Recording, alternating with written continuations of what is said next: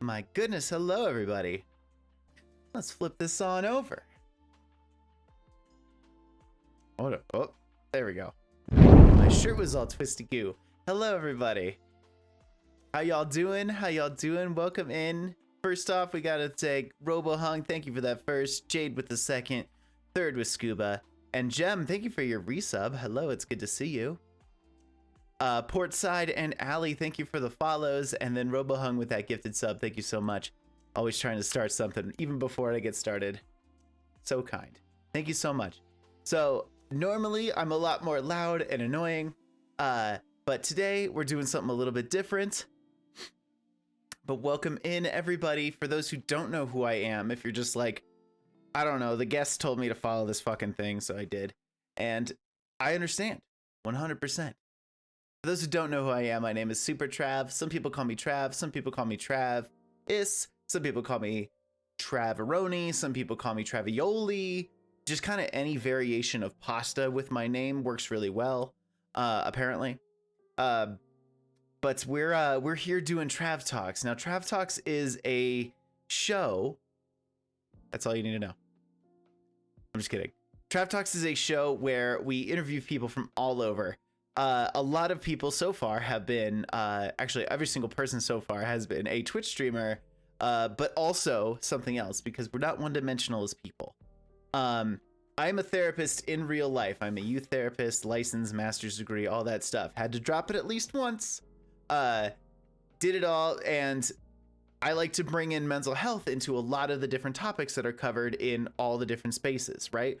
We're all creators, but what makes us different is the way our brains all work so different, you know? While there might be two people that are in the same quote-unquote bracket, we might be a little bit different. Of course, when it comes to the chat, when it comes to a talk show, right? Sometimes we're gonna address you. Sometimes we're gonna ignore you. There is a Q&A at the end though. So if you're like, oh, burning question, you can either put it in chat because my mods are here and they're amazing and they're gonna put it in a specific little window for me in the Discord. And if not, if you're feeling, you know, I wanna wait my questions until the end, totally okay as well. Feel free to do whatever it is you need to do. So I appreciate you all being here. And let me give you a little brief intro on our guest here. Our guest is the none other than Super Gibby. You might know him. Super Gibby and I have followed each other for it's probably been close to a year at this point. Where we, you know, and we found that we just connected really, really quickly. Wow, look at that. See, I was like, oh, a little over a year. Right on. It's almost like he can hear me or something.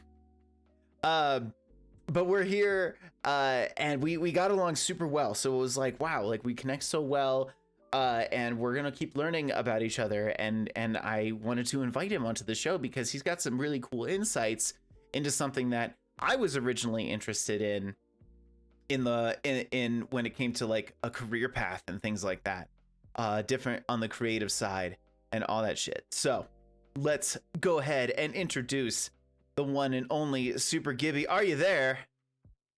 Hi. There he is. Bam. Let's flip it on over. Oh, there you go. That's Super Gibby, y'all.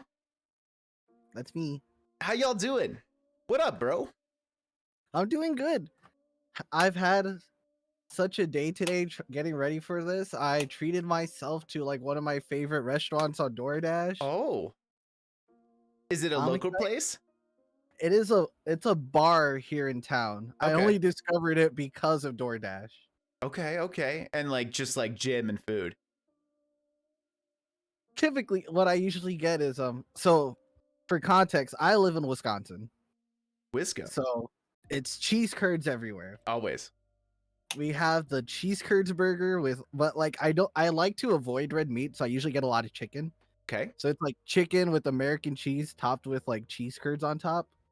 So good. That does sound delicious.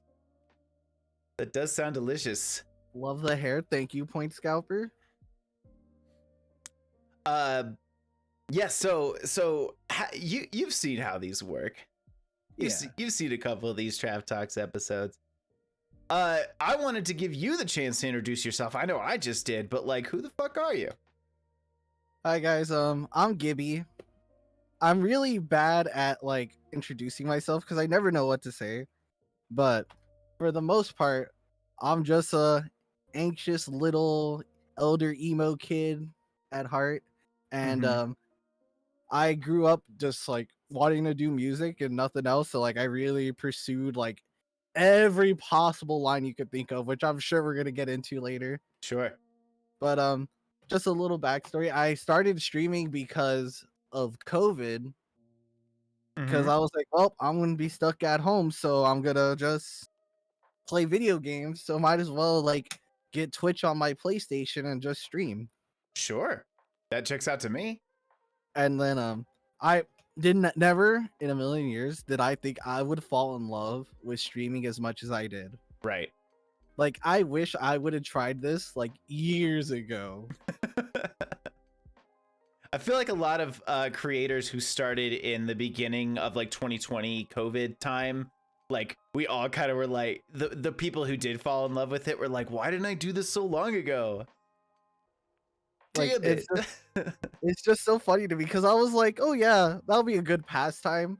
And then like I started making friends, and that like honestly, like as much as I hate COVID for happening, I'm so thankful it did, because like never would have met you, never would have met like Jem, or Mhm. like some people now, like I wouldn't have even met my partner if it wasn't for COVID. And like We just got like COVID to thank for people, some things, for sure. I know, like people I consider family, never would have met them if it Right. wasn't for streaming on Twitch. And it's just, that's such a crazy thought to me. Yeah, and you know when we all like started in that same like we're like how the fuck do we like we have like time killers, but like I can only watch so many movies in a row, you know? I can only play games for so long before I'm like, all right, like let me do something else. Yeah, that's essentially what happened to me. But also, I will say, COVID was so refreshing to me because Really? at that point, I was on the road about over half the year. Okay. Like I may be home for like a month, month and a half, back Mhm. on the road, home month, month and a half, back on the road, and it was so refreshing to just be at one place and not be like, all right, guys, we got to be packed up by this time because we got to go. We have an 8-hour drive tonight. Right. Like tonight, not even like in the morning. Like Like tonight, like we have to at least get 5 hours done tonight to be yep. on time for loading. Uh so was that when you were roadieing or promoting? When was that? That that was a mix of I was tour managing and what's the word? Tour managing, and like I was doing some tech work, but Okay. for the most part it was like I was the tour manager and the merch manager. And I kind of wore multiple hats because I would help like load and unload, but like my main job at that point was to be tour manager, so I was like the first person out of the van, um first person to go inside the venue, get everything organized, maybe like last person to sleep, first person awake. Right. Just I'm like the middleman between like the band and the venue. Of course. Or like if there's like any like issues, like the venue comes to me with it and doesn't come to the band. So like Okay. and it was a very fun time, don't get me wrong. Right. So But what do you hear from and like great segue, by the way. So good at it. Oh, beautiful. How do like what you hear from like bands is that touring is difficult. oh, definitely difficult. Like honestly, at this point, I've like we might get into this. I work with this group called Unsigned Pop Punk, and I've met a lot of bands throughout all of this. Like Mhm. just like because like we're just like we're trying to shine a spotlight on the next generation of bands. Right. And they always like ask us like questions like, what do you recommend we do? And I've like literally have now like I've gotten into this mindset of like 2023, like for even like before, like 2020 to 2023 has just been touring is like, unless you're actually like on a big tour or you're like filling like selling out shows, the touring is absolutely useless now. Really? Like take Okay. all that money you're spending on that tour, because like if you're like a small band with like 10,000 monthly listeners on Spotify, like give take, like Spotify is like generally like the industry number we use to determine a band, like how they're pop, like how they're gonna draw and stuff, which is usually not accurate. Not But entirely because there are like multiple streaming services, so. yeah, and like me personally, I don't even use Spotify. I use Apple Music because it just pays the artist like a tad bit more. Right, right. But we usually like they will look at the Spotify numbers and just be like, look, you guys have 10,000 listeners. Like you can like easily get like open up for like a bigger tour, and that's dope. But like a band that like has like 2,000 monthly listeners trying to go out on tour to get their name out there, I Right. respect the hustle. That was my hustle from like 2014 to like 2019. Like I get it. Right. We all want to tour, we all want to play shows. Like that's why we're in bands. We want to do the fun things. Absolutely. But now, like it's like I've seen like for example, one of my favorite bands, they got signed because they just went viral on TikTok. What band is Like, that? it's actually funny because I can't think of the name off the top of my head. Favorite band. I know I you're said out one there. of my favorite bands. If you're in chat right now. Like it's like Fake fan. I was trying to think of their name as we go. Games we play. There we go. I was gonna say Okay. Hoodie Allen. I was like, no, they just released a song with Hoodie Allen, and I was like, what? Hoodie Allen's been around a while. I know that. Yeah. Yeah, they released a single with Hoodie Allen, and it's so cool. But they blew up on TikTok, and the singer or not singer, bass player of Fall Out Boy, Pete Wentz found him. Pete Wentz, right? And signed him to his label. And now they're like opening up all these festivals and stuff because they're putting all this money into like they put all their money into like social media, just like boosting posts, like advertisements, and that's just like the best thing to do at this point. Just go all in on the social medias, like go all in on TikTok, go like save your money, don't go on tour, go put it in ads on TikTok. Like they actually work. Yeah, I mean, it's so wild that like TikTok has truly changed the game when it comes to I guess the entertainment industry. Like just like discoverability in general, I feel like. Right. I mean, it can really it can blow people up, right? So a newer band for instance is like a newer band that I've recently got into was Sleep Token, right? Oh. Sleep Token wasn't doing bad for themselves, but then the summoning blew up on TikTok, exploded on TikTok, and just like thirst traps galore. And I'm like, hell yeah, we're like, we celebrate sluts, we don't shame them. So like, we're all about it. But then they blew up, and that like increased everything. Like everything got more plays, and I'm like, wow, just from like just like 40, one song, 40 seconds of a song. Yeah. It's even like Ghost. Like they blew up randomly. Like they've been around. Like I remember seeing Ghost in like 2012 when they were still Ghost BC. And they were still going hard on that gimmick. Like I think like I saw them play at like 300 cap venues, maybe like 500 at the most. Right. But they just blew up out of nowhere recently because of Mariana Cross just going viral on TikTok. That was a big one for sure. And like they've always been around, and like I love like Sleep Token and Ghost. Like I've been telling my friends for years, I've been wanting to do like a mass project like that because I think it's so interesting. Like you could do whatever you want with it. Like lore, like Sleep Token's lore is so crazy if you actually like look into them. And there's not not a ton of it either. You know what I mean? Like it's like it's so mysterious. Like and the Ghost has kind of been unmasked, you know, but like oh yeah, like their ghouls have been like unmasked because like there's like no actual members in Ghost except the singer. Everyone else is just like hired musicians. Yeah, hired guns. But like Sleep Token, like they like call themselves like vessels. Like if you ever like go through their lyrics, it will say written by Vessel One. And I love like lore like that. Yeah.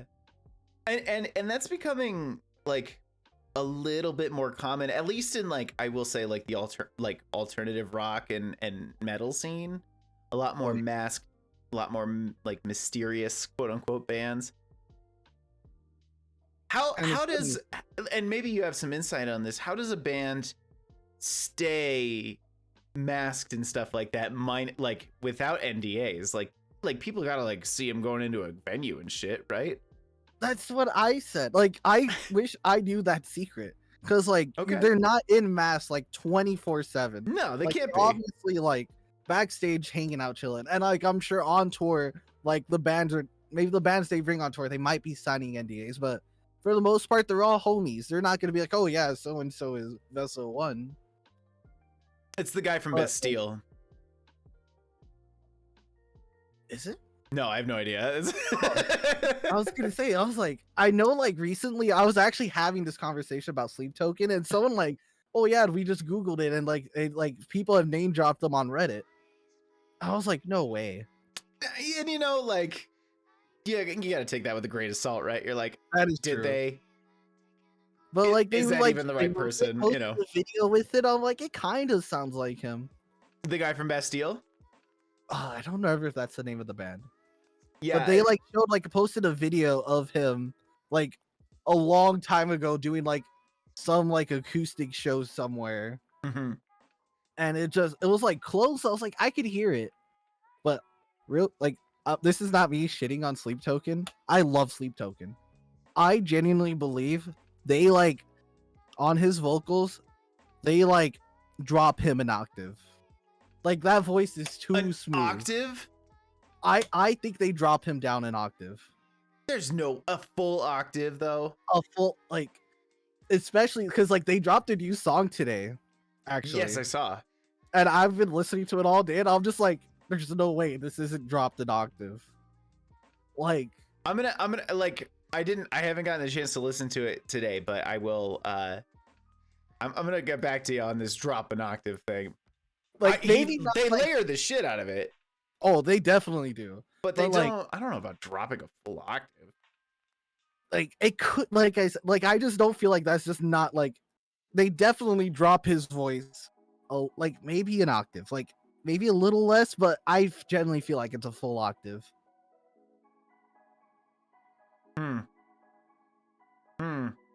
Okay. And, like I'm gonna I get back to you on love that them. one. I love too. them. And like I'm like nowhere saying it's a bad thing because he sounds so good. But like, that's 8 keys, bro. No. All right, never mind. Before I'm just like, what the fuck? So like in the music industry, right? Like I imagine for actually quite a few things, there's quite a bit of like kind of NDAs thrown around and stuff like that, because like if you're on tour and you're all hanging out together, like you're like, oh, so like what's next for, you know, what's your band doing next? And like it's like, well, like, you know, I can't talk about it. Or is that like a commonplace thing, or is that different? I've signed a few NDAs myself. Most of them have been just like more just what's in your contract. Like I can't talk about like what's in their contract or like how much they get paid per show. Sure. But typically most bands are pretty open. Like every band like I've gone on tour with, we're all pretty open about our schedule. Like, oh yeah, no, we're going on tour so and so next month, or Right. after this tour's over, we're gonna be off for like 2 weeks or 2 months. We're gonna record an album, and then we're hitting the road with Settle Your Scores or something. Okay, so like, you can kind of like go that path. It really depends like how like the band wants to take it more than like anything. Okay. Like I know I was always pretty open about my schedule. If someone be like, oh hey, what do you like, or like I would like get our like I usually get my dates like when I was like doing tour managing and stuff like 4 to like 2 to 4 months in advance. Right. So I'd be like hitting up homies like, yo, I'm gonna be in town with so and so. If you guys want to come by, let me know. Right. I could get you guys on the guest list or something. And like for those out there, make friends with the people that aren't exclusively in the band, because they'll likely get you in faster than any band member can. Let me tell you, my DM, like if my friends didn't know, like constantly know like who I was out with, no one would hit me up about getting like a guest list spot. Your best bet, unless you're like a well-known like photographer or something, your best bet's like hitting up crew. Like if you have a friend in the crew, like one of my friends, he guitar techs for a few different bands, but one in specific is the Front Bottoms, and I love the Front Bottoms. They're coming around with Say Anything. Are they really? Yeah, like speaking of pop punk, bro. I love Say Anything. That talk singing thing. That talk. But, anyway, go on. Yeah, so like with the crew, me up, and I'm like, yeah, no, like I'll gladly make it out. And half the time, I never ask because I always feel weird asking for guest list spots. Like I'll throw them out, no matter. I'll always like hit them homies and throw them out. Like I'll be like, yo, you want a guest list? I got you. Yeah. But like I never like asking. Yeah, no, it's like you wanna be so kind to the people around you. And yeah, like the way I got into like the sold out Bad Omen show was we know the merch girl for one of the other bands, and she's like, yeah, I got you. I was like, Yeah, the crew is always underrated, underappreciated, and that is very true. well, the show doesn't happen without him. That is very true.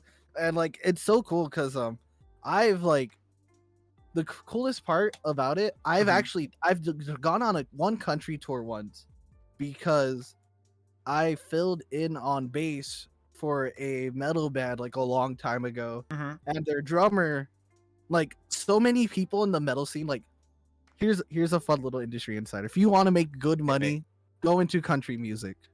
Okay. Country music is where it's at. Like so many people that play in metal bands or like work with metal bands also like go work for country artists because they make so much money. Right. And it's crazy to me that like country does that well compared to like other genres. What's the difference? Because like Country's more mainstream. Okay, fair. Like, yes. and like that's just really what it comes down to. Like I doubt like if I go on tour with like Luke Bryan, I'm not gonna make as much as I would going on tour with Justin Bieber. Like I feel like obviously Bieber's the more popular artist, so I'm definitely gonna make more money there. But like most like metal bands, like I feel like metal has a ceiling. Like Right. most like some metal bands will break that ceiling. Like Bring Me the Horizon, they do arena tours. They do. But like other than like the minus a few bands, like our ceiling in metal is just theater tours, like amphitheaters and stuff like that. Like maybe, but like a one really good headliner and like three really solid openers, you're probably playing a club still. So like it's funny that you mentioned like metal ceiling, because I was talking about this recently, I think on a stream actually. We were talking about metal music and how I think that metal has like an old guy problem. Like, oh yeah, I brought this up recently. If you look up like any like metal like rock music festival, all the headliners are been around for like 30-40 years. Always. And like all the opening bands have been around for 20 years, but they're just now getting popular. Like the A Day to Remembers, like they've been like A Day to Remember, for example, been around since what, 2003. And that sounds about right. They've been like they're like a big band, but they're not headlining those festivals. No, they're like maybe like third row, bigger font than like the smaller font, but they're not getting their logo up there. Right.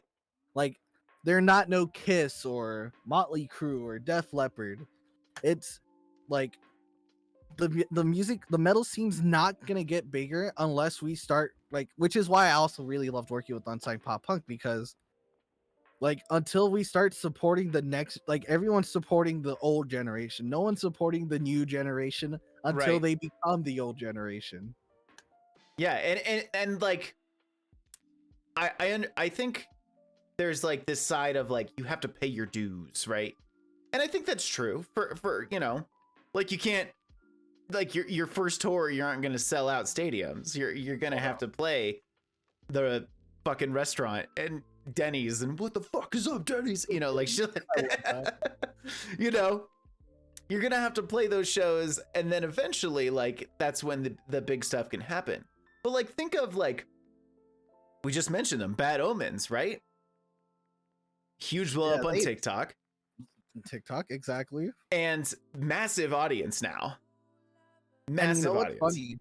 The first time I heard about Bad Omens, I had such a bad taste about them because Senses Fails tried to start some beef with them. Because like they announced the tour with Senses Fail. And Senses Fail like just said Bad Omens dropped the tour because their logo was too small on the flyer. I vaguely remember this. And I was like, that is the most pettiest reason to drop a tour with Senses Fail. I remember I was in that comment section like, yo, don't even put my band on the flyer. We'll be there. Just let us know. Yeah. Like, I will take that. Like, I will take a tour with them. Yeah. And then like later on, it turns out like it was all there was like some things in the contracts that weren't being fulfilled. It wasn't our logo was too small. And I was Right. like, that makes more sense. But it was just so crazy that like the two like headlining tours just threw them under the bus like that. Yeah. Well, and it's and like that's where like the quote unquote pay your dues comes from. But even Census Fail and Bad Omens would be a fucking massive show. Oh, especially now. But still, they sold out like one of the bigger indoor still venues here in Denver. Like, Oh yeah, I think I go to Milwaukee and the main venue we have is like the Rave / Eagles Ballroom. Like it's so cool because there's like 5 stages there. They have like a basement stage, bar stage number 1, bar stage number 2, the Rave, and then the Eagles Ballroom, where like you'll see bands like Breaking Benjamin play. And Bad Omens is actually in that same like venue as like Breaking Benjamin. Right. And I just think that's like so cool, and I'm like so stoked for that. It is cool to like see the younger we'll say bands. You know, some of these bands have been around for like a decade, but they've, you know, it takes a decade for like the music scene to be like, yeah, these are the guys. Mm-hmm.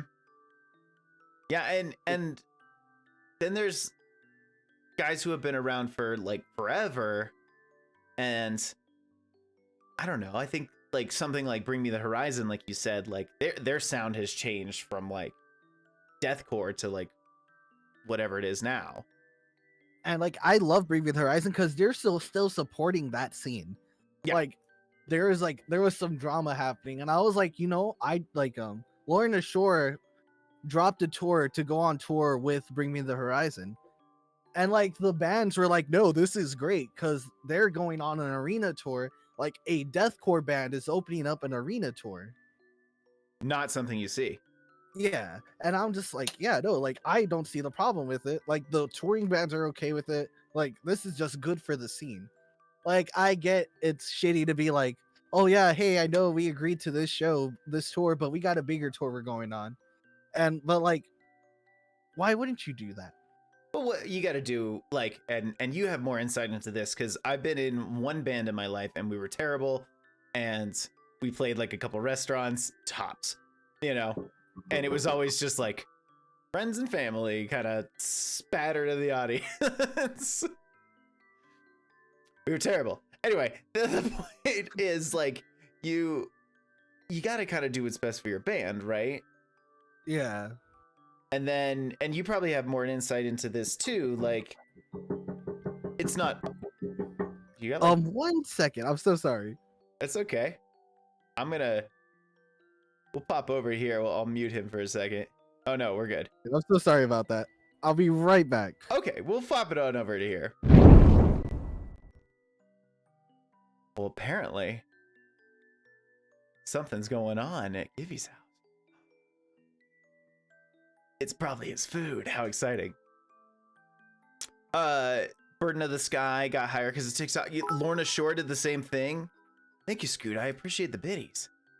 CeeLo Green opened for 30 Seconds to Mars when CeeLo was everywhere. Well, I mean, like, 30 Seconds to Mars was massive at the time, too. Like, while it's kind of like a weird time skip almost, but like those bands like or like CeeLo and 30 Seconds like don't mix, but like why wouldn't you do what's for the best? I was at that show, Jared Leto's 22nd birthday. Man, I can't believe he's almost 30 now. Yeah, I think there's something about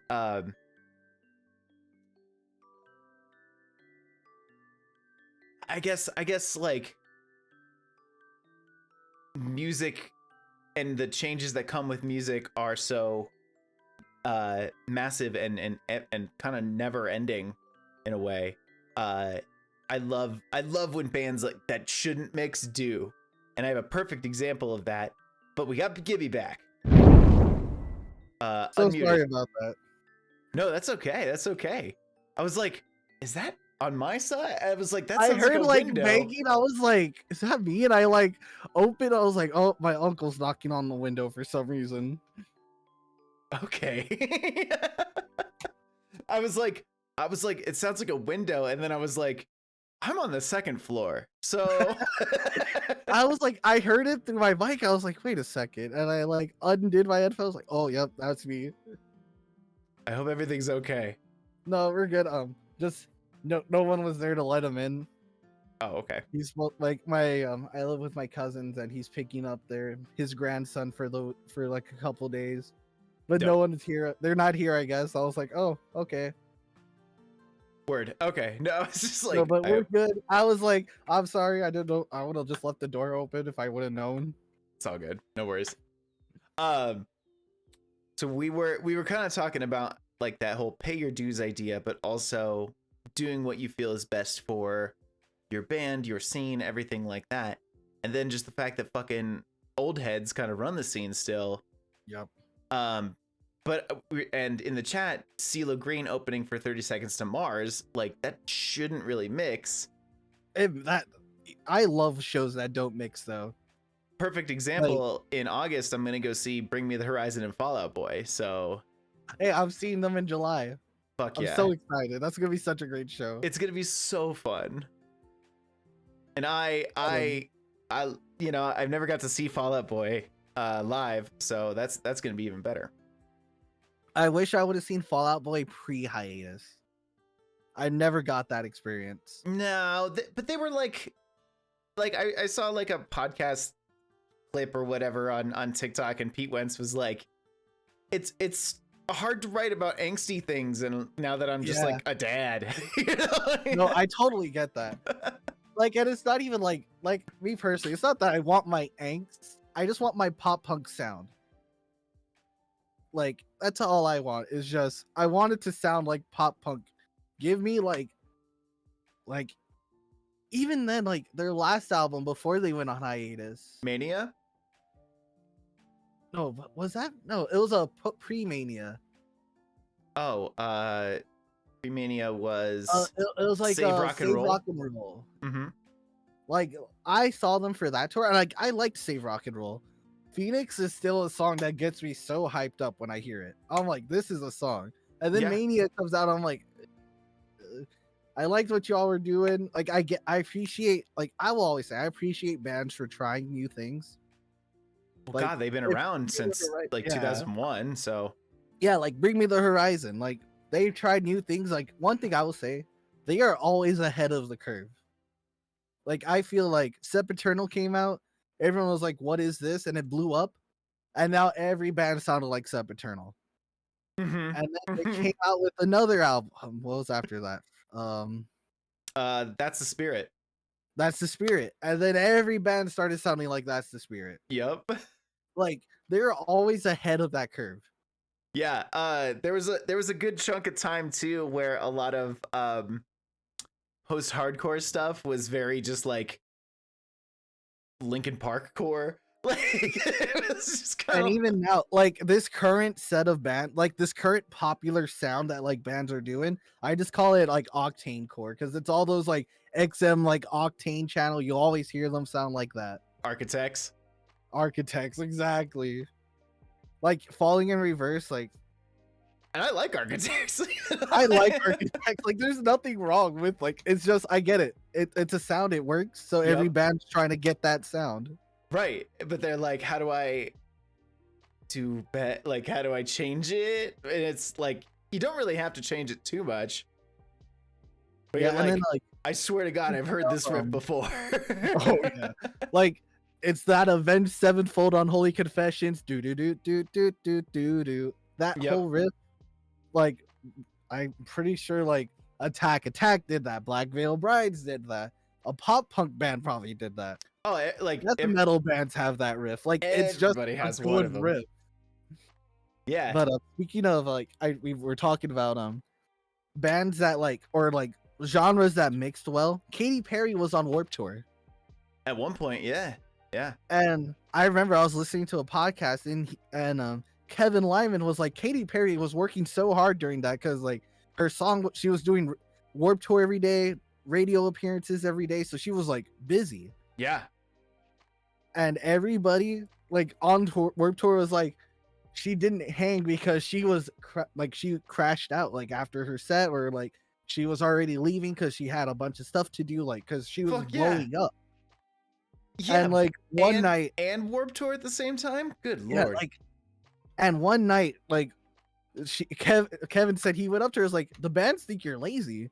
And she was like, what? Like, yeah, you don't show up to like our like the after like, The because like cookouts every and Warp stuff? Tour, the like Warp Tour had like a barbecue at the end of the night before like they all left, Right. and she would never be there. And like I totally get why she wouldn't. But one day she showed up there, just like drank everyone under the table, partied hard, and everyone loved her. And I just love that story. It's so funny. She's like, all right, I'm gonna prove you motherfuckers wrong. Like, I love that story because I would love to see her go back on tour with like that scene. Oh man, I don't know. I wonder now that she's at where she is, like if tour promoters would even bother. You know what I mean? That's fair. You know, like I think that, like what could happen, and this is just like a day to remember curse, is that they open up for anybody big. Like I think that's something you could make happen. Yeah. I've seen a day to remember like fucking like 7 times, and they're always opening for somebody else.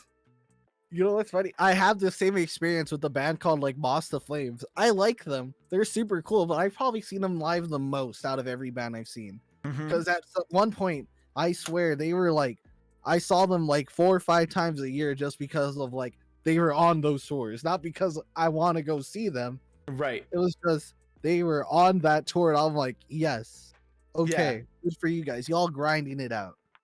And what was I'm trying to think of it. Invent Animate. Oh, they're awesome. That's another band I've seen live quite a few times. Yeah, because they're opening for everybody.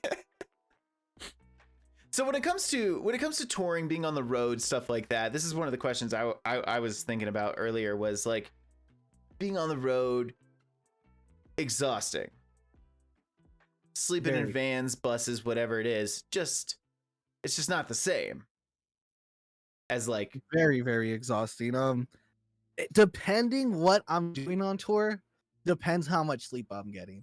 Like tour managing is like I'm getting like hardly any sleep, but like my body got used to those like running off of 4 hours and a bunch of Starbucks and a bunch of like energy drinks. Sure. But like a typical day for like my tour managing would be like wake up at like 11 because I went to bed at like 6 or 7 in the morning because I was just staying up with the person driving. Right. And do like, so I'm like, wake up at 11. If no one else is like awake, I'll like wake up the person in the driver's seat, tell them to scoot over, and I'll start driving to the next venue. Okay. Like, unless we're like super close, but like typically we have like 3 or 4 hours to go. Maybe like sometimes like 2. Or maybe like we'll get lucky and we'll stay at a friend's house because we don't have to go super far. That's fair. But typical day, like wake up at 11, get to the venue around like 2, 3. Get outside, go talk to the venue guy, be like, hey, where can we load in? Where can we set up merch? Blah blah blah. Are we backlining? What are we doing? Can we do like a pre-sound check before the show, or are we just gonna do it before the set? Just trying to like the lay of the land, whatever we need to do. I was like, perfect, get it all set up, go talk to the band. They're like, all right guys, we can start loading stuff in there. And that'll be like by the time we finish unloading everything, we'll probably be like 4 or 5 o'clock. Give take, depending like if we're backlining, we just put everything up on stage except the drum set. For those who don't know, what is backlining? Okay, sorry. Backlining is like you'll see it like when if you go to a show or like the opening band has to play so like at the edge of the stage because there's like 5 amps behind theirs. Backlining is basically like everyone setting up in like the position of like the set list. Or not the set list, but like the set times. So like headliner will have all their stuff out there, like all their amps. And if the stage is big enough, we'll have the drum set. Unless like the headliner's just a bunch of assholes, and I'm like, nope, you got to set up in front of our drum set. Right.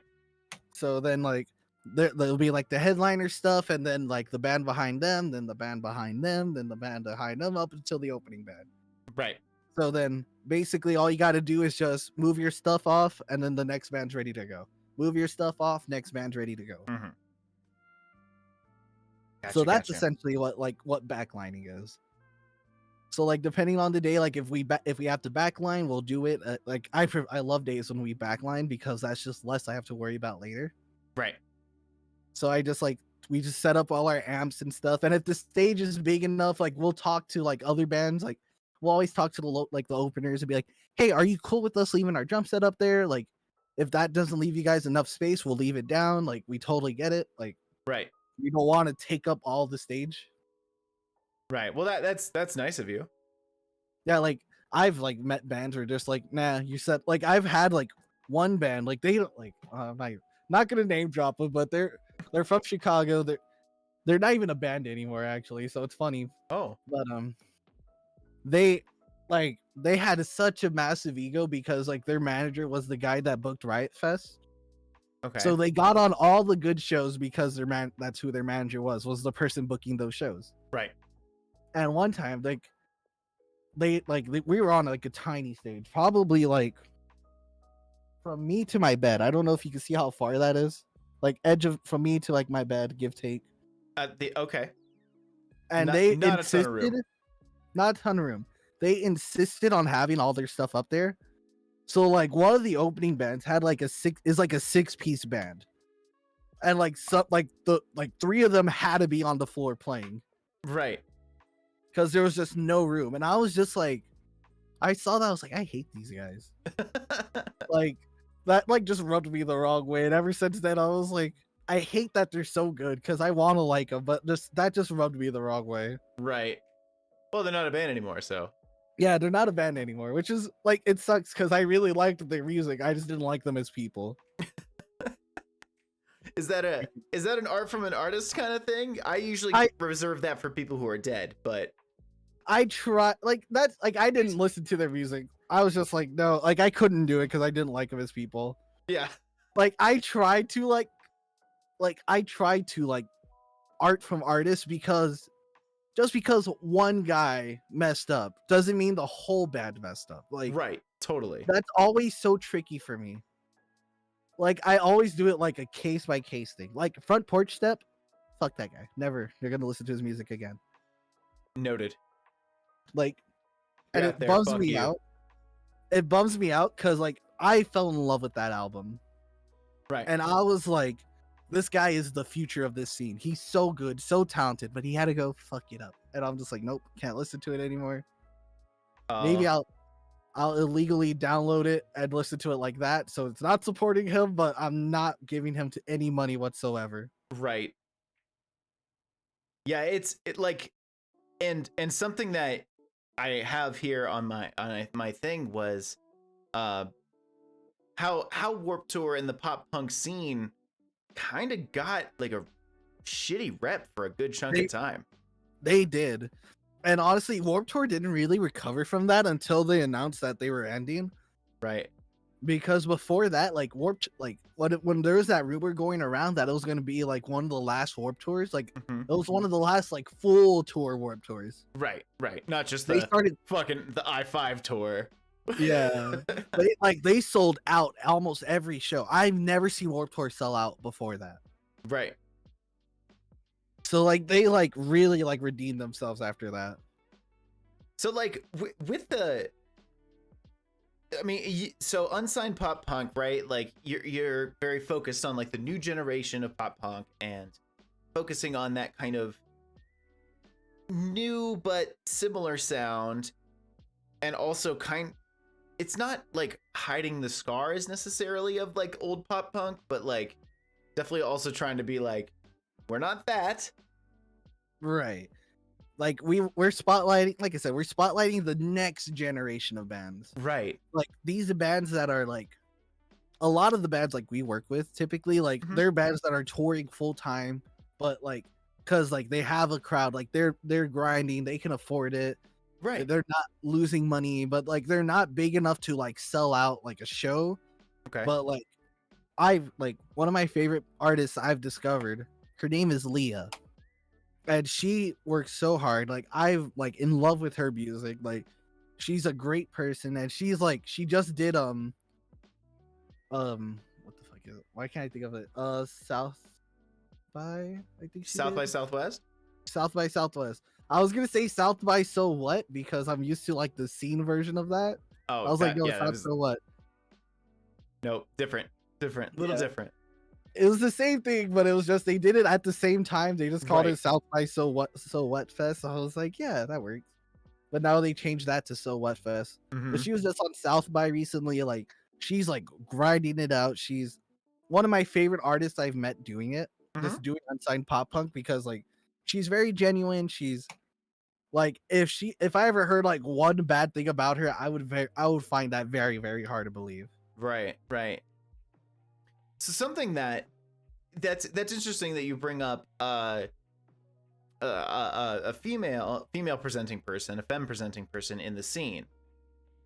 Like it in the pop punk scene, it's a good like 98% dudes, Oh yeah. if not more, right? Even I would say music scene in general. Like backstage, behind the scenes, Mm-hmm. like even down to like photographers, like touring wise, it's like 98% men. Mm-hmm. And like I would say like I've seen some cases where like not trying to speak on like anyone's behalf here, but No, no.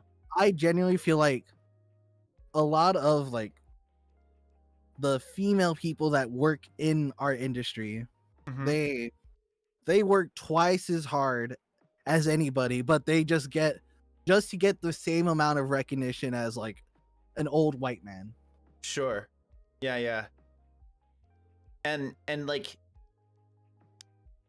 it's just it's hard to think too because of the old dude problem already, right? Right. The old dude problem that already exists in pop punk or in rock in general, really. And then on top of that, like kind of the just almost rampant kind of sexism that exists. Oh yeah. I remember I actually I've met another tour manager once, and someone in the like I don't remember who said it, but someone had the audacity to ask her, "Oh, whose girlfriend are you?" I was like, "She's like in charge of the whole show." Like Ugh. literally, I'll never forget meeting her because like like she like, was like very dominant. Like she was like, "Hey, no, I'm gonna be in charge today." Mm-hmm. Um, like she just took command real quick, and like I get it. I was like, no, I respect you. If I have any questions, I will go to you. I will not go behind your back. Like I respect you. Yeah. Like if you want take control, it's all you. And she like after a while, she's like, hey, I'm sorry. Like I was like just helping her out with things, and she like apologized. She's like, hey, I'm sorry, it came off so like headstrong. Like usually I have to assert like that dominance right off the rip, where no one takes me serious around here. And I was like, no, I totally get it. I've seen it happen so many times. Like, Right. and like I literally saw like the staff like ask like, oh, whose girlfriend are you? I was like, oof, no, don't do that. Cause And she like went off on them. I was like, she's like, I'm in charge of the show. Don't ever disrespect me like that again. I was like, just standing there like golf clapping for her in the background. I was like, yeah, oh, she's used to this already. I mean, I feel like at a certain point, like there's a ton of kind of male privilege when it comes to that whole scene, right?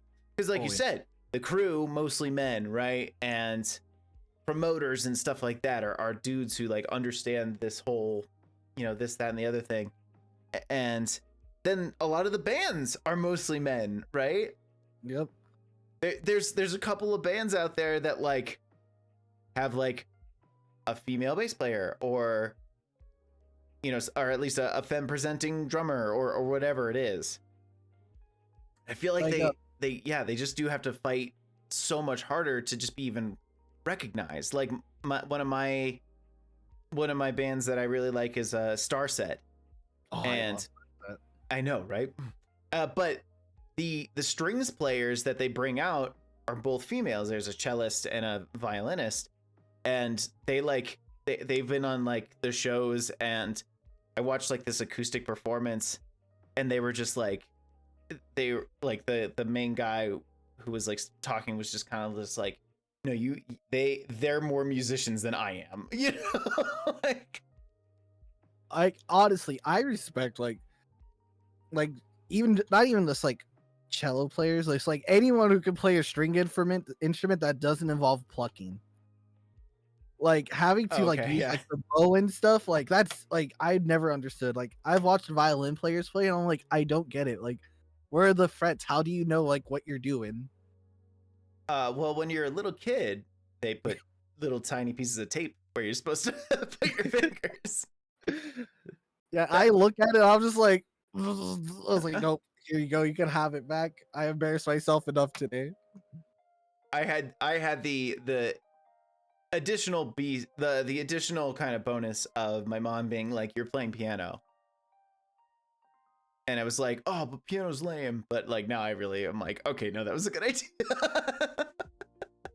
I wish I learned piano at a young age. Like I have like a little like practice one I bought for like $10 off of Facebook Marketplace. For sure.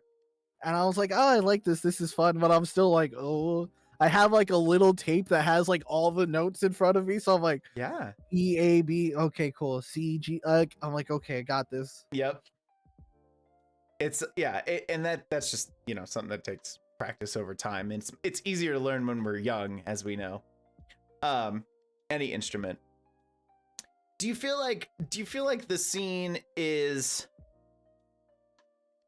and this is something that I talked to a friend of mine who is in he was in a ska band for a while. I love ska. And he traveled with what's his name? Trampled with Turtles. Ooh, So like, okay. so they did like this, like they were like the opener for like Trampled with Turtles, who's like more bluegrassy, but like, but anyway, they were kind of ska band, and he was just like, we have like 9 people in our band, but like it's like only like 4 of us are musicians. That sounds about right. Do you feel like that's like a thing in all kind of like music, or is that specific to like the alternative rock scene? Or... I genuinely feel like that is very specific to like alternative rock and metal, just because like, for example, another country band, they like I've met like a country band where they don't like they do like one practice, but they're like all they do is talk chords. Like they're like, okay, I want to play this in like G major or right, use this chord progression, and I'm like, what are we doing? right, Like, and I hear that, I'm just like, no, I'm lost, because I don't consider I play bass. I'm not a bassist.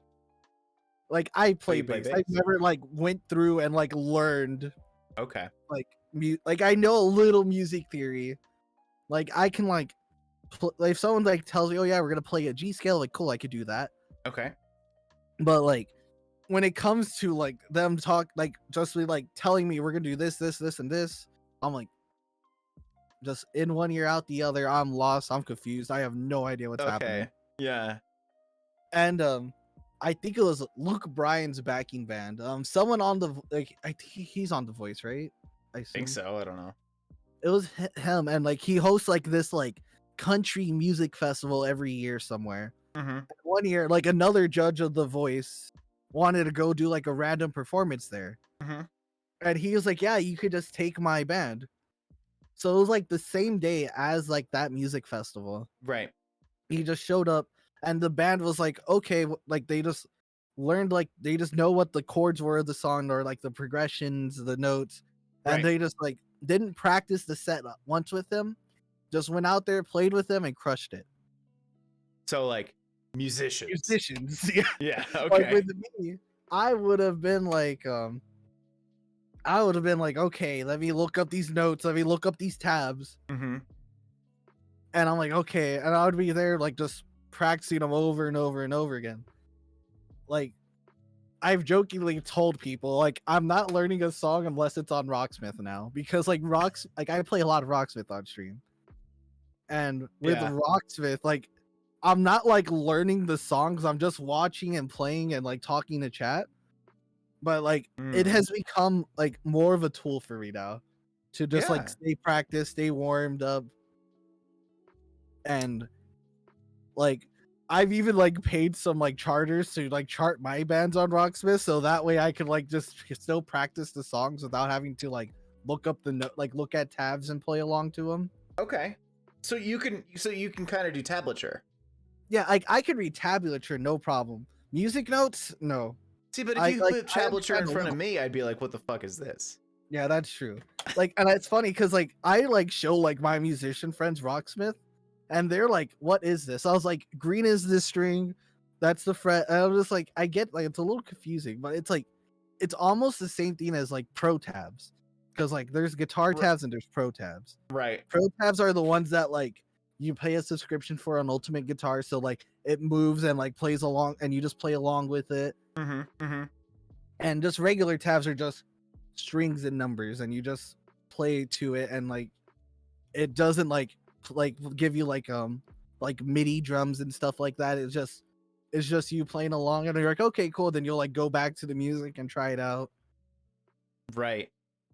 And I feel like there is I like that music is becoming more accessible in a way. It means that there are a lot of people who definitely are just not destined to be popular. Yeah.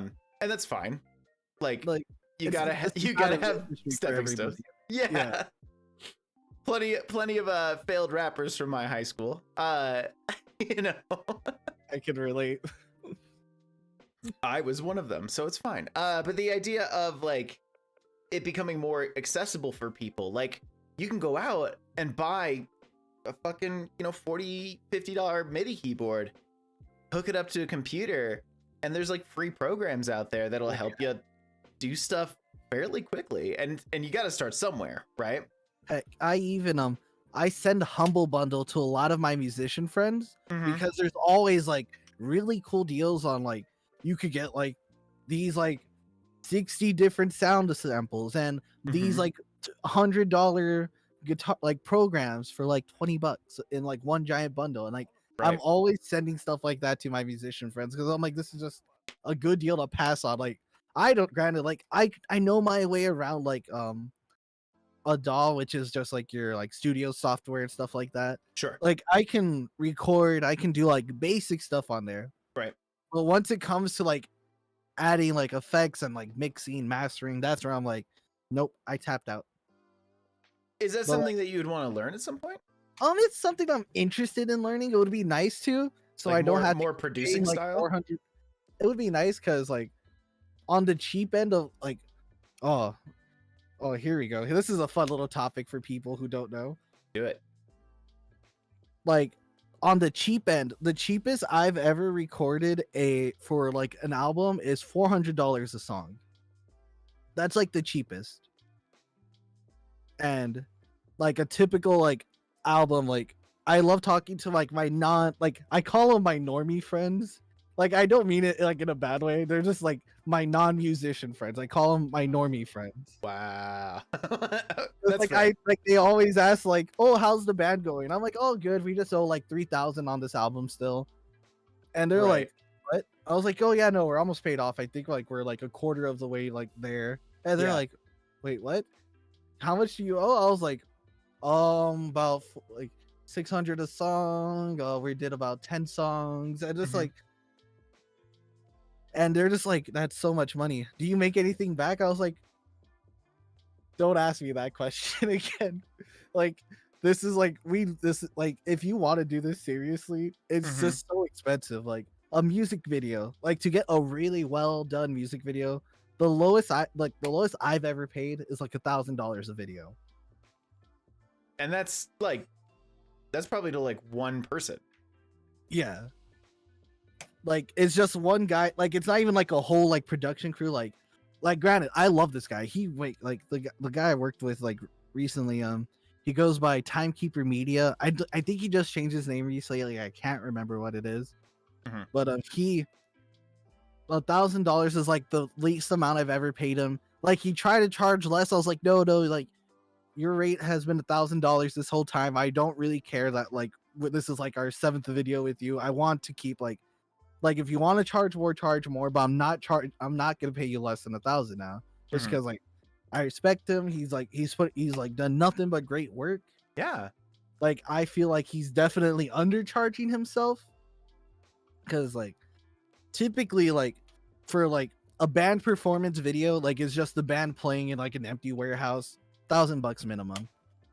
Like if you want Right. to throw in story, maybe like 2,000 because you still have to pay the video guy, get actors. Mm-hmm.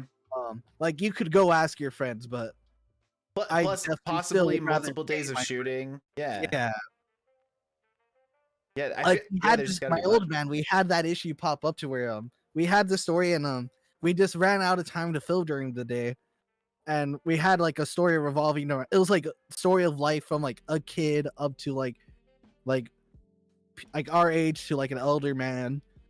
And he was like this guy kind of just bailed on us like after like the first day because like he just had work and he was just too busy. He was just there to like shoot, and I was like, oh no worries. So we like scrambled to find someone else, and we're like, well, we could just say it's about different people in different stages of life. It doesn't have to be this one person. Right. We don't have to have like a full through. Yeah, That's a cool creative idea though. it worked out though. Like I'm glad it worked out the way it did because I liked it a lot better. Mm-hmm. Granted, also we just had to work with what we had.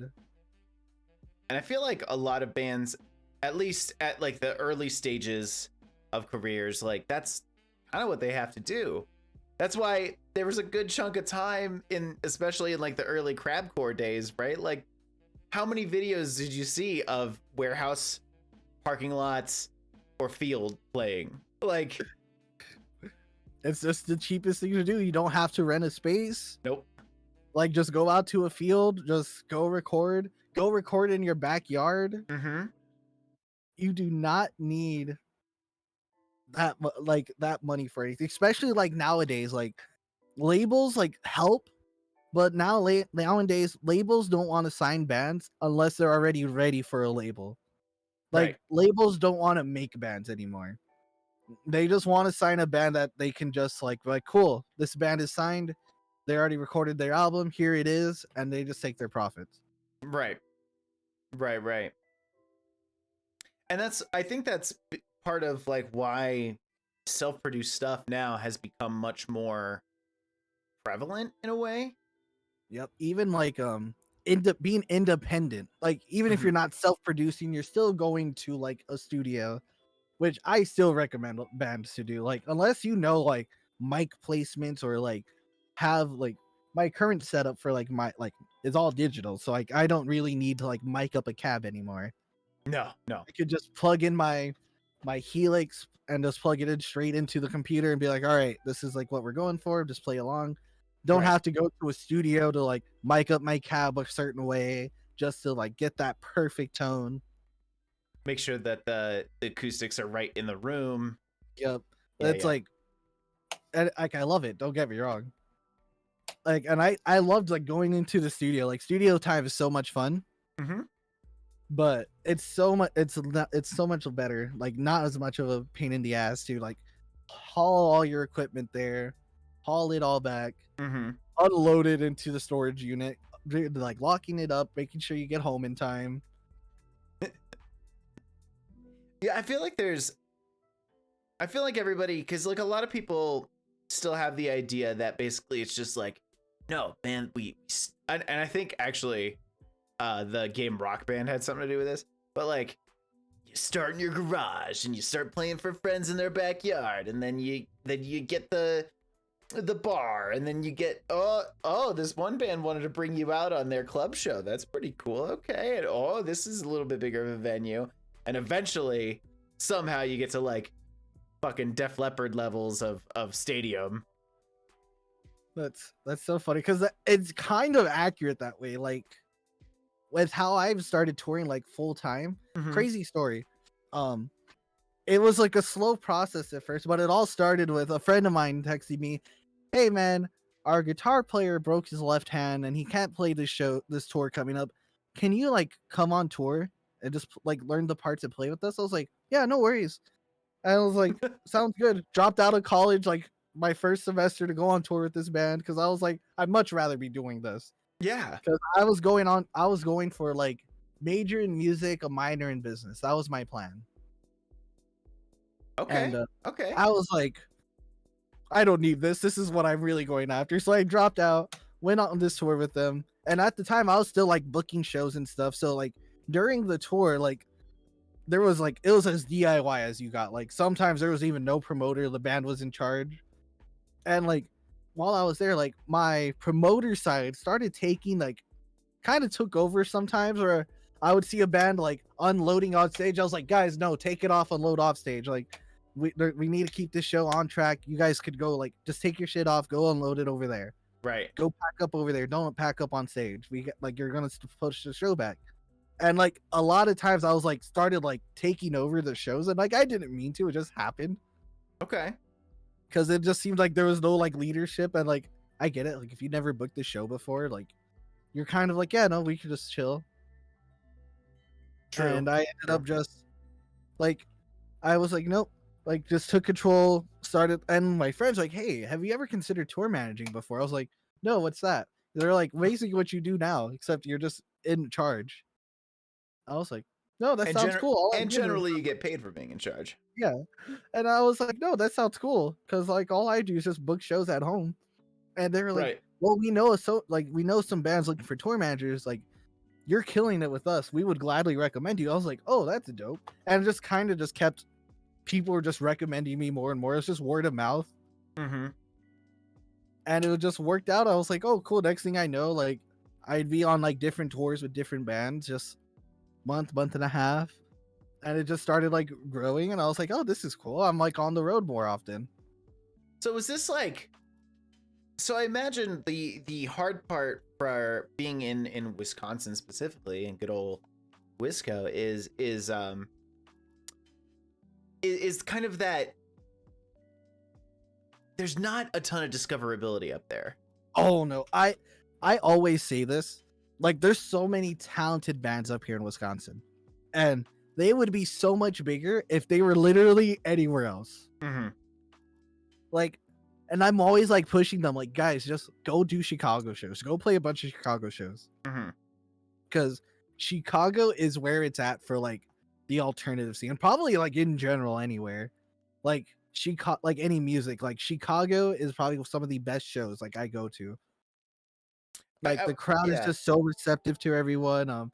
The crowd is always wild. Like whenever I go to concerts, I like me and my best friend, we always go to like Chicago shows. And she is like 5'1", very petite, and I'm like, but she likes to be like up front in the crowd. I was like, okay, I'll do my best to like keep you safe, but I can't promise anything.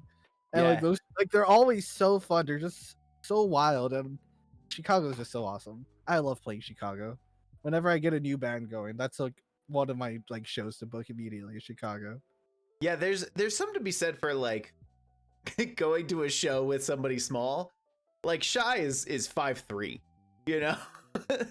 So she like the best part is all I have to do is like hold her hand, and then she can like bob her way and weave through people, and I just have to be like, I'm with her, like, you know, sorry. You know, it was funny. One time, like I always like I'm usually the one like, hey, go this way and go that way. Like I'm like pointing like out the path to like get up front because like I don't want to brag, but I'm usually pretty good at getting up stage like super quick. Sure. And like, cause usually like I'll probably get there like right before the first band plays, and I'm like, okay, cool, we got time. Or if we're running late, I like start looking like, okay, I see that, we got this, and I would like point out the direction.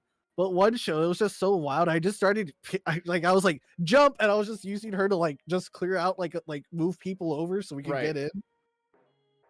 Yeah, like using the small people works really well for somebody who's about 6 feet tall like I am. You know? For anyone who like wants to get into wants to get up front in shows, best way to do it, just say you're going to the pit, and as soon as the pit opens up, just run across it as fast as you can, and then just start digging your way through there. That way, like that pit opened up, so like, it's like all that free space for you to run across and just get ahead of. I mean, It works every time. we got to do what we got to do. Listen, I'm just trying to get close. I'm just trying to get fist bump here, you know. I'm just trying to get into photos on Instagram so I can be like, look, it's us. It's us right there. There's and I would say like the obviously the more popular the area is, like the bigger the shows generally are, because there's also more venues, there's more spots, there's like Portland, Oregon, where I was originally, right? Like just not meant for the amount of people that are there. And also not good for alternative music. I've never like West Coast. Wait, Portland's West Coast. Yes, Yeah. correct. I was like, wait, north, south, east. Yeah, West Coast. Like West Coast shows usually pop off only if you're in California. California And for most sure. of the time, it's Southern California. Well, yeah, I mean, there's always a ton of people there. So, there's like, you go up I-5, and Seattle usually does pretty well. Like I've been to a ton of shows in Seattle. I was at the show where what's his name? Danny from Asking Alexandria overdosed and couldn't do the show. Oh damn. And that's when they literally just like brought like people like from the crowd just like screaming on stage with them. Oh, you know what? I do remember that actually. Yeah. There was it an overdose? I thought it was just he blew out his vocal cords. It was an overdose. Damn, okay, maybe think of this another time. Because I remember around the time the vocalist of Suicide Silence passed away. Mitch? Mitch, yeah. Mhm. Which I have a whole bunch of opinions on that, but I'm not even gonna touch on that. But he like around that time, Danny wasn't doing vocals on that tour they were on because he was on vocal rest. Mhm. So like the bands they were touring with were doing vocals for Asking Alexandria. Right. And then like maybe like a week after that tour ended, there was that memorial show that they hosted, and Danny Warsnop was one of the vocalists, and he crushed it. He's a I great was just vocalist. I forget how good of a screamer he actually is, because Yeah. every time I've seen him live, I'm like, he's not as good as I thought he'd be. But like on album, he kills it every time. Yeah. And at that show, that year, I say he nearly did as good as Mitch did. Mm. Like so good. Do you think, like, speaking of Asking Alexandria, like what is the draw to like almost completely changing your sound from like one to another? Because Money. like, do you think that's it? That like it's as simple as money. Like Asking Alexandria, like they tried to like they went that little like radio rock direction, and then Like a little bit, and then like Danny left the band remember or that? got kicked out, one or the other. And then I- they brought in this dude that basically was signed to the same label as they were, but his band was just an Asking Alexandria ripoff band, like down to the T. Right. Like if you like go listen to his old band and listen to Asking Alexandria, you'd be like, yeah, no, this is just Stand Up and Scream Volume 2. And there's like nothing wrong with it. I love it. They're like, let's change the television. Like it's literally like if you go listen to that album, like I like heard like a breakdown, I was like, you can't even tell me that you guys don't know this is the same exact breakdown as the This song is called like Rise Up and Yell. It's just so dumb. But like he like they brought him into the band, and he like I like that album, but it did not the do- black, yeah. and I like the album, It's not a but bad album. it just was like it didn't do as good because it didn't have Danny in it for one. Mm-hmm. But like those like the loyal fans are like, oh, this isn't Asking Alexandria, blah blah blah. It's not the same vocalist. You know how they get. Yes, it is. It's still Asking Alexandria. Ben But, wrote most of it. Still him. Yeah. And like it's just like it didn't do that well commercially. Dude turned out to be a prick. They kicked him out, brought Danny back, Mm-hmm. and they started like they kept like like now like they have a little more heavy in it. It wasn't like Oh, what's it called? Oh, what's the name of the album before the Black? Well, anyways, that album with the chick in the vending machine and Danny like throwing away the change in front of her. Like Oh, that album was very radio rocky, I feel like. oh shoot, I can't remember the name of that album. Yeah, No, it was it's a not. It's very not important. memorable album. There's a couple of But good then, like, songs on there. I there's like. a couple good songs. I Yeah. liked them, but it was just like, it wasn't for me. And then they came out with the album after when Danny came back, and they kept like, I feel like they found like that good middle point of like radio friendly music to get their plays out like everywhere and Yeah. still maintaining their heaviness. Yeah, that's the Red album. I think Yeah. that's just self-titled. But that album I can get I behind. love that album. I can get behind that one hardcore. Yeah, shit. But I'm like, I can picture the I see woman in the vending album machine. art. I see the vending machine. I see him throwing the change. He's walking into the stadium. Yeah, there's like the And then the just- lights from the stage. Yeah. Yep, and it's just I can't think of the name of it. And like Sleep Token's another example of like a band that's like they're really great. Mm-hmm. But they have that good blend of like radio rock friendly, but they now like are heavy. Because before this new stuff, like they gave the appearance of a heavy band, Mm-hmm. but they weren't really like super heavy. Like they Right. still had like the heavy like guitar riffs and stuff, but they weren't like screaming like they are now. No, yeah, they get a little bit. They get a little bit of screamy in there every so often. Yeah. Now it's like it's a little more prevalent than like it was in like their first like few releases. It was like super like piano and drum driven, which I was like, this fucking rules. And it's so cool because like I loved like Aqua Regia, and I'm obsessed with this new song. I feel like this new song is like going to be my favorite one off the album. But this is like it's very much more of like an electronic song than like a heavy like drop B guitar tuning just right. Yeah, I think there's like there's something to be said for like how cool I guess like how each piece of like the music world works, of like turning it into what you want versus just like as a musician, right? You're like, right. What's gonna get plays? And like now, like for instance, Asking Alexandria is they like fucking like they're like headlining like Red State Rock Festival. Yeah. Like it's because like the old heads finally like accepted them there. Mm-hmm. Like it's again back to the whole what's the word?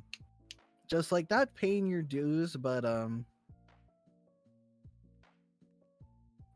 just old is new, basically.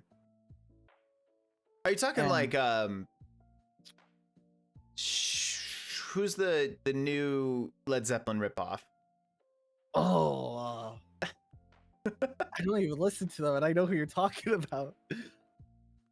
Yeah, that new old Led Zeppelin ripoff. I wonder when when Metallica and Megadeth will come back around, when people are just like, oh man, look at this new thrash sound. It's like, no, thrash has always been the fucking same. Yep. But also, you do sound good on my end. I don't know if it's just maybe on stream end, but on my end you sound great. I don't hear no popping. Okay, yeah, no, I might have to like sit back a little bit more or sit forward depending on where we're at. Yeah. Could also just make sure everything's kind of tight, you know. Again, it just goes back to the whole thing of like paying your dues is one thing, I get that. But like when a band's been grinding for like 20 years and then they're like, okay, they're on like the festivals, but they're not like a headliner on a festival. They're still like in like that mid card area. Okay. And it's just like again, like the A Day to Remembers, the Falling in Reverses, Falling in Reverse, they're I mean, Ronnie's exploding. Oh yeah. even more than Ronnie, he already was, you know? as much as I don't like him as a person, Oh no, he that man sucks. is a genius. He sucks as a person. He has figured out the formula for like 2023 releasing music. Yeah. And like I keep telling people, like, I love albums, but we are in a singles driven industry now. Mm-hmm. Like it is all about singles and really good music videos. Like no one's gonna watch no one's gonna listen to your like musical masterpiece of like arpeggios and just a bunch of crazy sweeps and chord progressions that like musically like no one's gonna understand other than like musicians. I think, Everyone's gonna be like, this sounds cool. yeah, I mean, there's also like, I think he's like appealing to younger crowds versus like Avenged Sevenfold, who's got an album coming out, and you know that shit's gonna be like 80 minutes long. Yeah, they do not care about like I actually just watched an interview with them actually. They did a thing where he actually talked about Falling in Reverse too, how he's like, no, like I'm a fan of Ronnie. He's doing things right. Like we like he's blowing up. We're Mm-hmm. like they talked about what's it called? How they're doing things their own way, but they actually I don't know if you heard this. Avenged Sevenfold did a really cool thing actually. They're trying to like implement like NFTs and stuff into their like stuff, but to Mm-hmm. stop scalpers. Right. Right, right, Like right. it was like I think it was like this thing like, and I like the idea. It's just poor execution. Like they're doing a whole like the more money you spend, the more points you get, and then you could turn those points in for tickets or like ticket codes and stuff like Mm-hmm. that, and then Mm-hmm. you get that ticket like to you.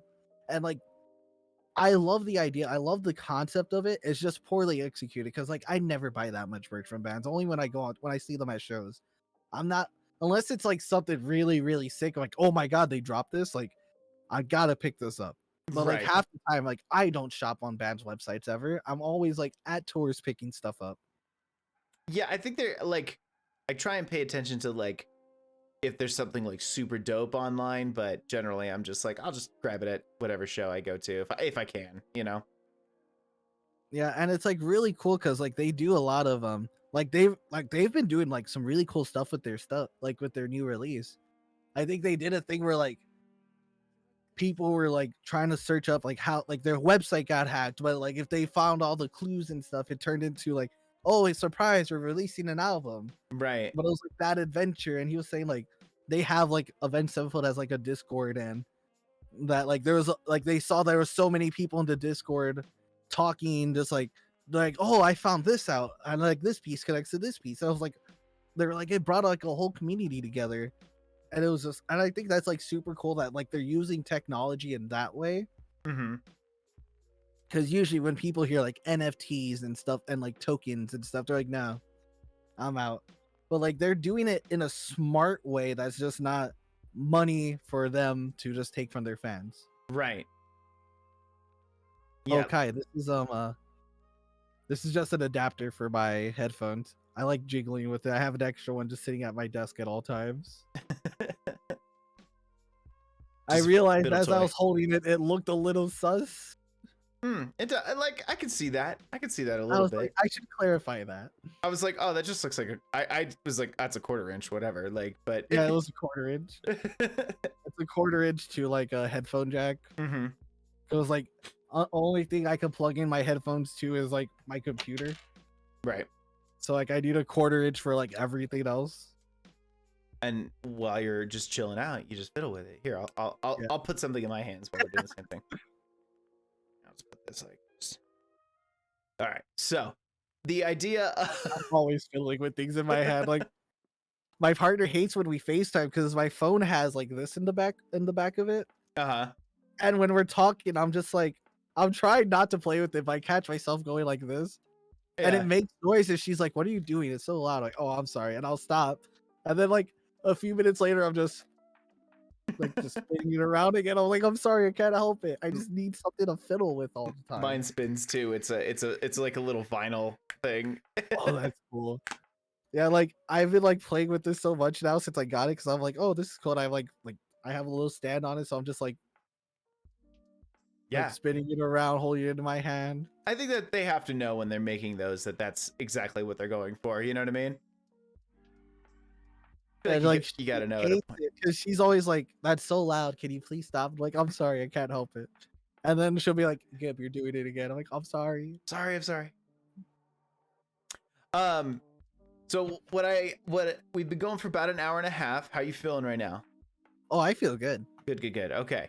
Um, I'm thinking we take a quick little break. Because I gotta like run to the bathroom and stuff like that. And I have some questions around mental health in the music scene. Okay. If you're cool with kind of diving into a little bit of that, whether it's like your own or somebody else, like what you've seen. Oh yeah, I'm an open book. Okay.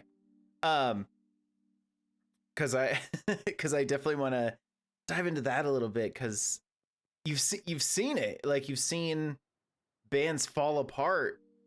The first one that came to mind was Royal and the Serpent, and Ooh.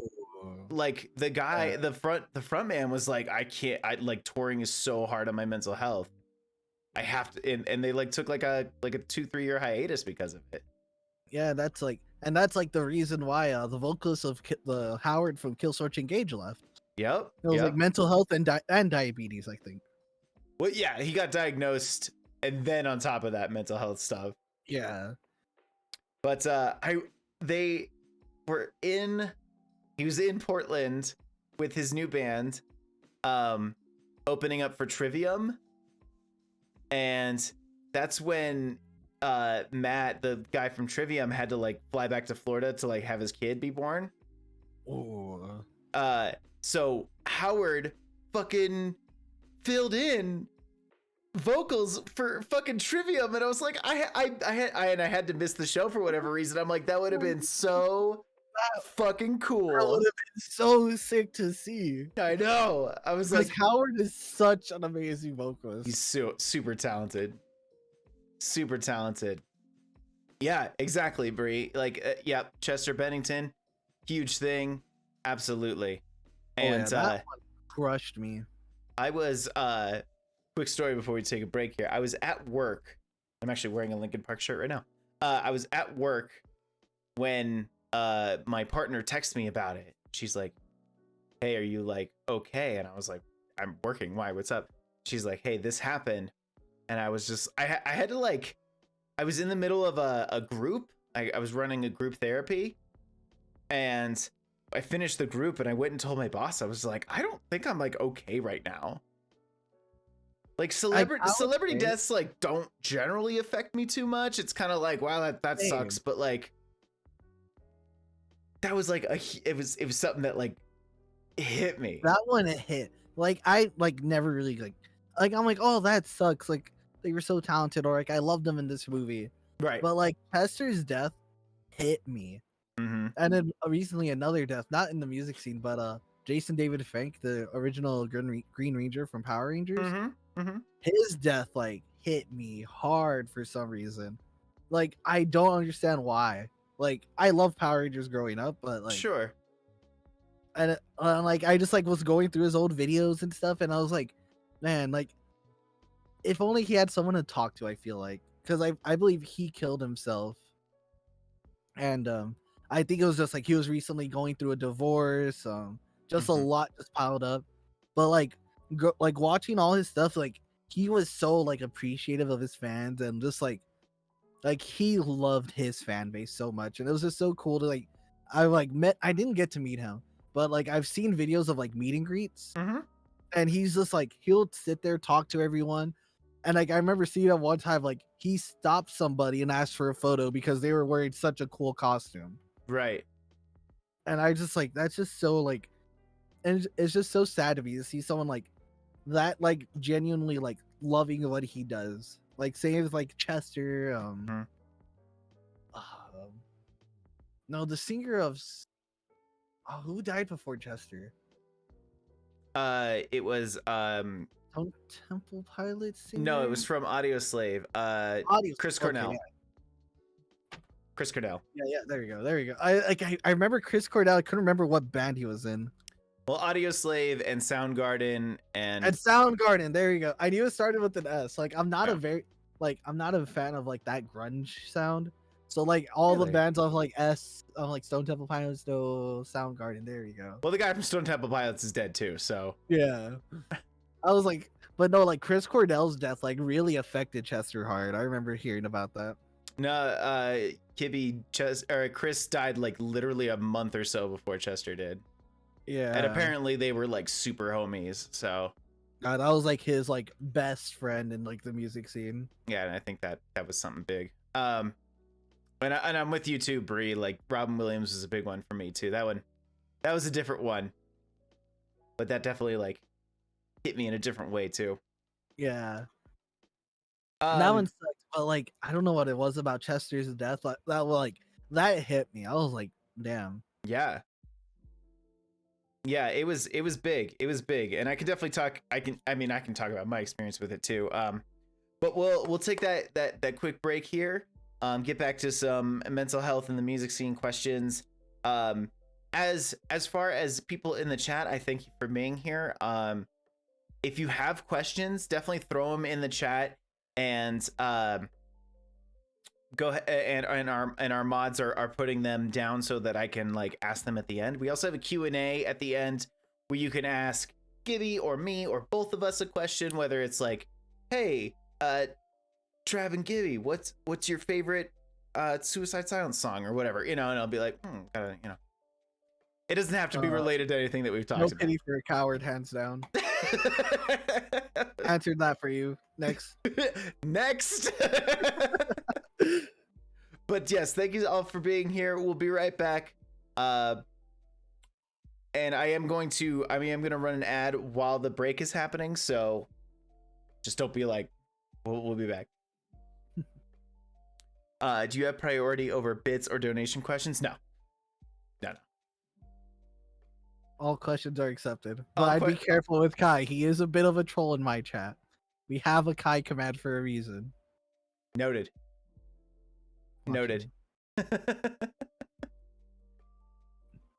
I mean, feel free. I mean, I'm not gonna stop you from giving bits or donations, but like, don't feel obligated. Donate to Super Trav and he'll get your question, Kai. Specifically you. Like, don't feel obligated, but I'm not gonna stop you either. All right, y'all. We'll be back in about 5 or so minutes. Don't go anywhere, and I'll see you very soon, Gibby.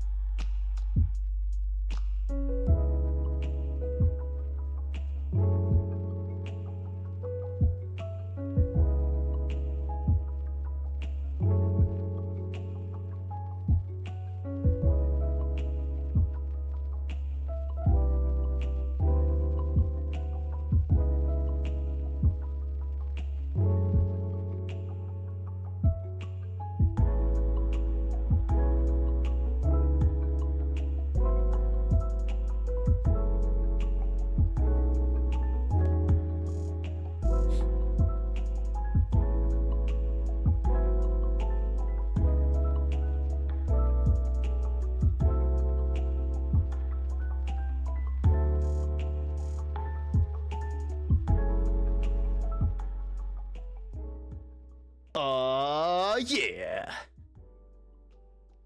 You know what's fun is I can see you before you can see me. So like, I wanted to see like what was gonna happen, but just come on really I heard, strong. oh yeah, I was like, oh, Trying to get you pumped up. Trying to get you a little, just a tad, just a touch.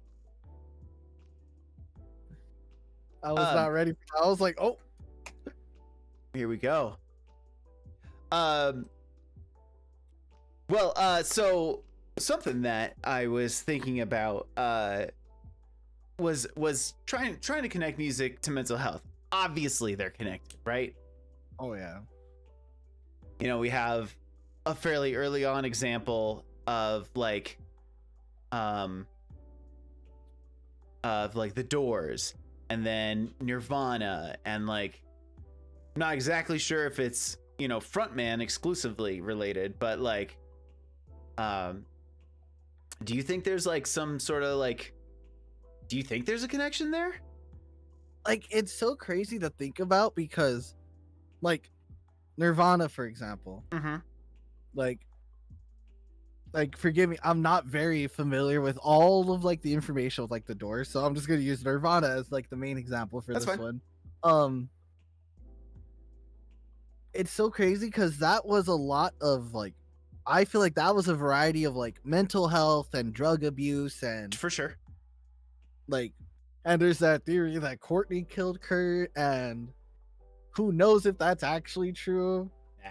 Like, I doubt it is, but like, it's just, there's just a lot of different like things like becoming like the thing you hate, because Nirvana was very much the, we're not going to become the machine, we are against the machine. Right. But then they become the machine because of like how popular they become. How talented those dudes were. Oh yeah. Like, to me it's so crazy that Dave Grohl is still killing it to this day. Mm-hmm.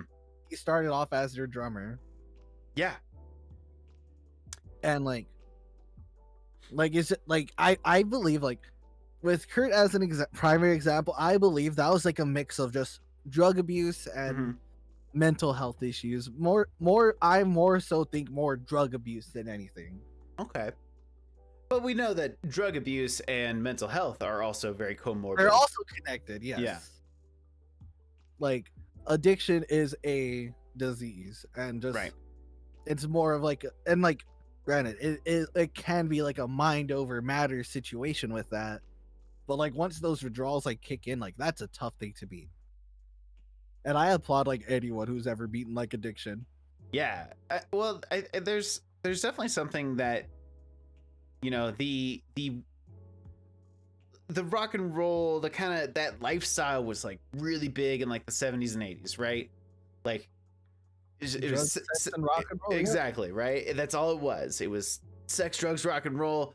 That's the whole point. As you know, you're doing the show at fucking 9:30 to like 11, then you're doing drugs and having sex all night until like 5-6 in the morning. You get on the road, you try and sleep some of it off, but you're probably doing drugs in the fucking bus too. You know, one thing I really recommend, that Netflix movie about Motley Crue. The Dirt? That was The Dirt, yes. Yeah, it was pretty good. That was honestly, I feel like, granted, I wasn't around during that time period, so I can't like vouch, but that to me that seemed like a very accurate depiction of like that whole situation in general. Yeah.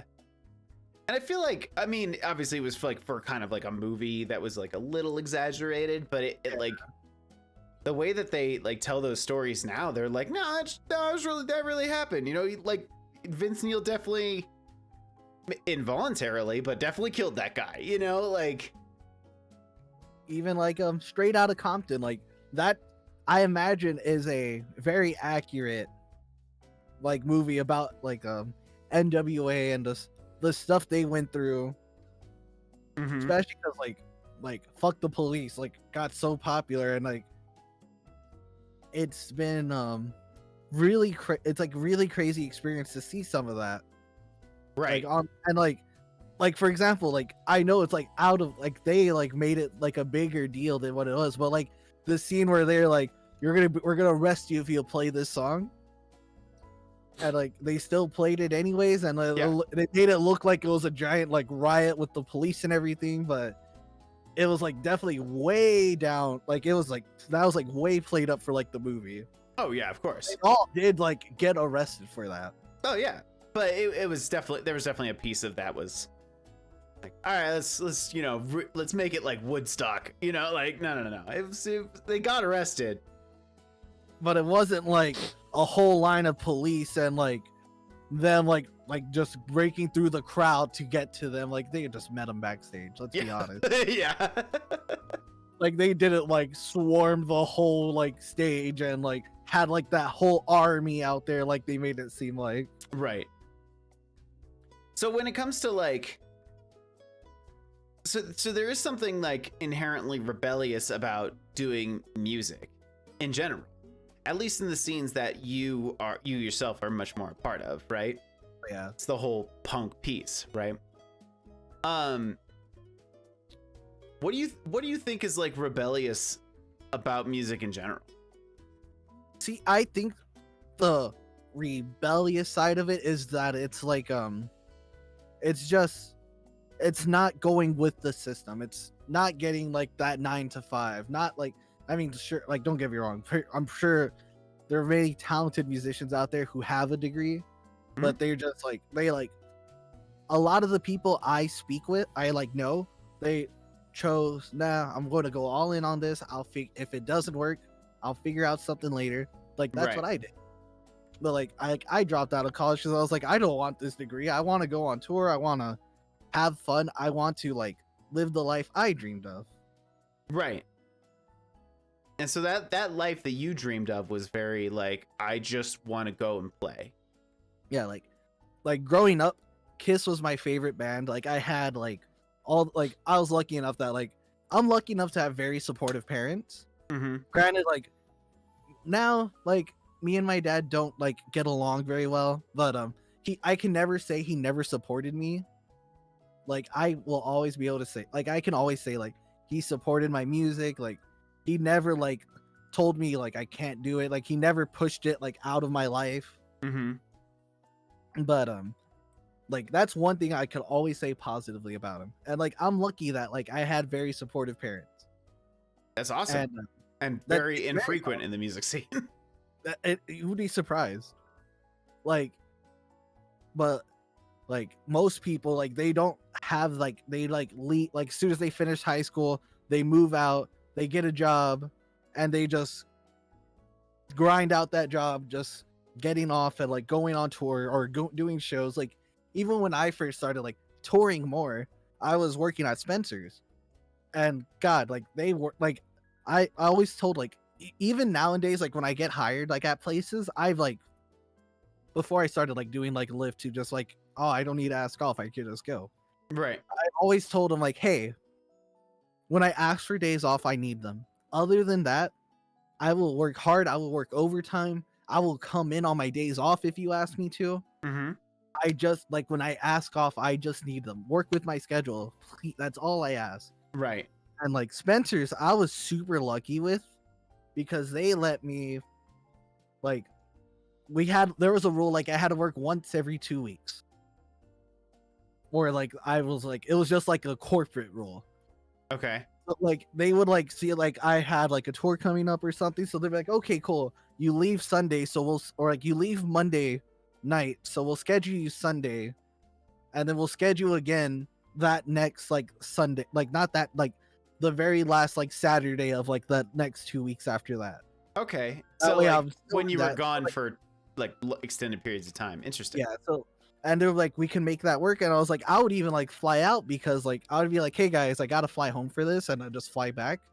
I Right. just like, and they are like, no, we get it. Keep your job. Keep like we're not paying you to like not be at work when you're not there. Like we're not paying you to be with us when you're not with us. So Right. like we get it. If you got to keep your job, go do your thing. And I was like, no, I'm literally gonna fly back the next day. I just need this 1 day, 2 days tops, Mhm. just to like get home, work a 4-hour shift, and just get on a plane again. Right. Just so like I could keep my job at home. It's so interesting. That's so Like interesting. people And like it's just like stuff like that. Like a lot of like musicians like I've met that toured full time. They all like worked at Subway. They work at Starbucks. They all work some sort of job that like they don't care. They're just like, yeah, go for it, take off. We don't care. it's so weird that you bring up Subway. I used to manage a Subway, and I was like, did I tell you that at some point? I don't think so. I Actually. probably said it. I feel like I talk about it all the time. Because it's such a weird thing. Yeah, there's I feel like there is definitely different messages that are being portrayed in the music scene, right? Like, Right. there are people that are like, this has to be your full-time gig, man. You can't do anything else, man. Like, if you do anything else, you're never gonna make it. And it's just like, it's not always possible that way. No, it's definitely not. Like, especially like if your band like just blows up out of nowhere, it's possible. Sure. But like when you're starting off, nothing's gonna pay for the recording, like the studio time, music videos, like especially nowadays, like in like just like in the world of like Spotify where you're getting paid like fractions of a penny per stream. Right. Like you're not making any money unless you're like physically selling merch. Like touring does help, but like only if you're making that money on tour. Yeah. Yeah, and So like it's you need to sustain it somehow. right. And I feel like because every day there's bands that don't make it, you know, Oh yeah. where they have to call it quits for one reason or another. It's like we are all you know, however many of us in this band are flat broke, man. We cannot afford another thing. We have to call it. Yeah, and it sucks because like I joke around saying that like I got into photography and music, and those are two like the most expensive hobbies ever. Mm-hmm. And like I always tell my friends, like, you know, I'd be so rich if I wasn't either one of them right now. Cause like I like even like when I was tour managing, I would be like, oh cool, I get my dates off. At one point, I was just going to a temp agency and just like getting jobs at factories, getting my tour dates, handing them over like, hey, I need these days off. They're like, okay, cool, we'll let you know. And I let them know like the day I get my schedule, I'm like, okay, hey, I need these days off. Right. And I understand no one's gonna give you like a month and a half off. No. Like I don't blame them, but I would always put in my notice, be like, cool, here you go, thanks. Right. And then just go on to like finish off the job, go on tour, come back, get another job. And like that was rough because that was very stressful sometimes. Like I was on about tour, to like, say, like on tour, that was like a very stressful time period before I started doing Lyft because I was like, all right, what am I gonna do for work when I get home? Got to catch up on these bills pretty quickly. Because like half the time, like yeah, especially when I first started off doing it, I was like, look, throw me like $20 a show and feed me, and I'm happy. right. I just want to be able to like be fed and be able to just like go out, eat, not Right. spend money on food. Like as long as I don't come back spending more money than I got, I'm happy. Yeah, absolutely. And I feel like there's also like that just cannot be sustainable after a while. Like it's got to be exhausting. It was very exhausting because like, and then once I learned the value of like setting your worth, like it really start like, and granted, like still sometimes I'll undersell myself just so like just to help like the small bands. Like I remember like now like I don't really do the $20 in food, but like if I'm going like on tour with like a smaller band, I'll like let them know like, hey, this is y'all's first tour, and I get y'all want some kind of like mentor or somebody here to like help you guys through it. Mm-hmm. But like, and I'll tell like I'm very like blunt and honest with them. I was like, look, there are gonna be some shows where there's no one there except me and the bartenders and Right. the local bands. Like you have to accept that like you can't let like that's gonna be a show sometime, and you're just gonna like, and most likely since this is like your first tour, a lot of shows are gonna be like that unless like you like got a really dope like booking agent or something. And Sure. like Yeah. and like playing those shows are tough. Like one of my old bands, I remember we played that exact scenario, and it was rough. We played to like the sound guy and the bartenders, and that was it. Right. Cause like no one told like the bands we got for the show, no, like they were like they promoted themselves as local to that area, and then Mhm. when we met them, they were like, "Oh no, we live like next state over." Right. So we were like, "Well, no one's showing up to this because there's like no genuine local bands." So how does that, like, if you're doing that and you do it, say, like, we'll say like 2-3 nights in a row, like, does that eventually, like, just do you just like feel like fuck it, like this Like, shit sucks, what, like, I don't feel like running myself ragged. oh no, it happens. Like I remember like after that one show specifically, like I had like a talk with our vocalist because I could tell like he took that hard because he's like this like band was his passion project, like, Yeah. and I get it, like we were all like invested in this band, but it's like this was like this band started out with just him and an acoustic guitar, Right. and then eventually grew into like him, acoustic guitar, and a drummer, and then he found like members, and he like grew this thing by himself, and like it's his baby, and like I totally get where he's coming from, and he was like having a very very like after that show, like you could tell like his like the zone was like the mood wasn't there for him, like, and I was just talking to him, I was like it just happens, Yeah. like we don't have like this is like DIY, like you can't like expect every show to be like perfect, but like we're doing this very DIY tour because like we got offered to play like a random festival out in like North Carolina, Hmm. and I was like, oh dope. I talked to the band about it, and they're like, yeah, we could just book a tour around it. I suppose. So Yeah. like we booked it like because we didn't even need to make money on the tour itself because we were gonna get paid for that festival. Right. So we were just like hop on whatever we can get, and we make all our money on the way on like at the festival. Yeah. That's all we're trying to get to. And like we had some real good shows like on our way there, and like some real stinkers on our way there too. Like, Sure. and I was just like, hey man, just like keep your head up. Like it's just one bad show. So far the tour's been okay. Like we had Mhm. some good turnouts. We've had a lot of shows cancel, and like, and it sucks, I get it, but it's not like we had like a booking agent or someone to like get us good shows. A lot of this booking was me and him on Facebook, like finding like there's a group on Facebook called DIY tour postings, and we're just like getting in touch with people like, hey, do we know Right. anyone in this area? Or just reaching out to venues like, hey, I'm trying to get this show booked here, and they're like, oh, you guys got the date, and then but you guys have to find the band.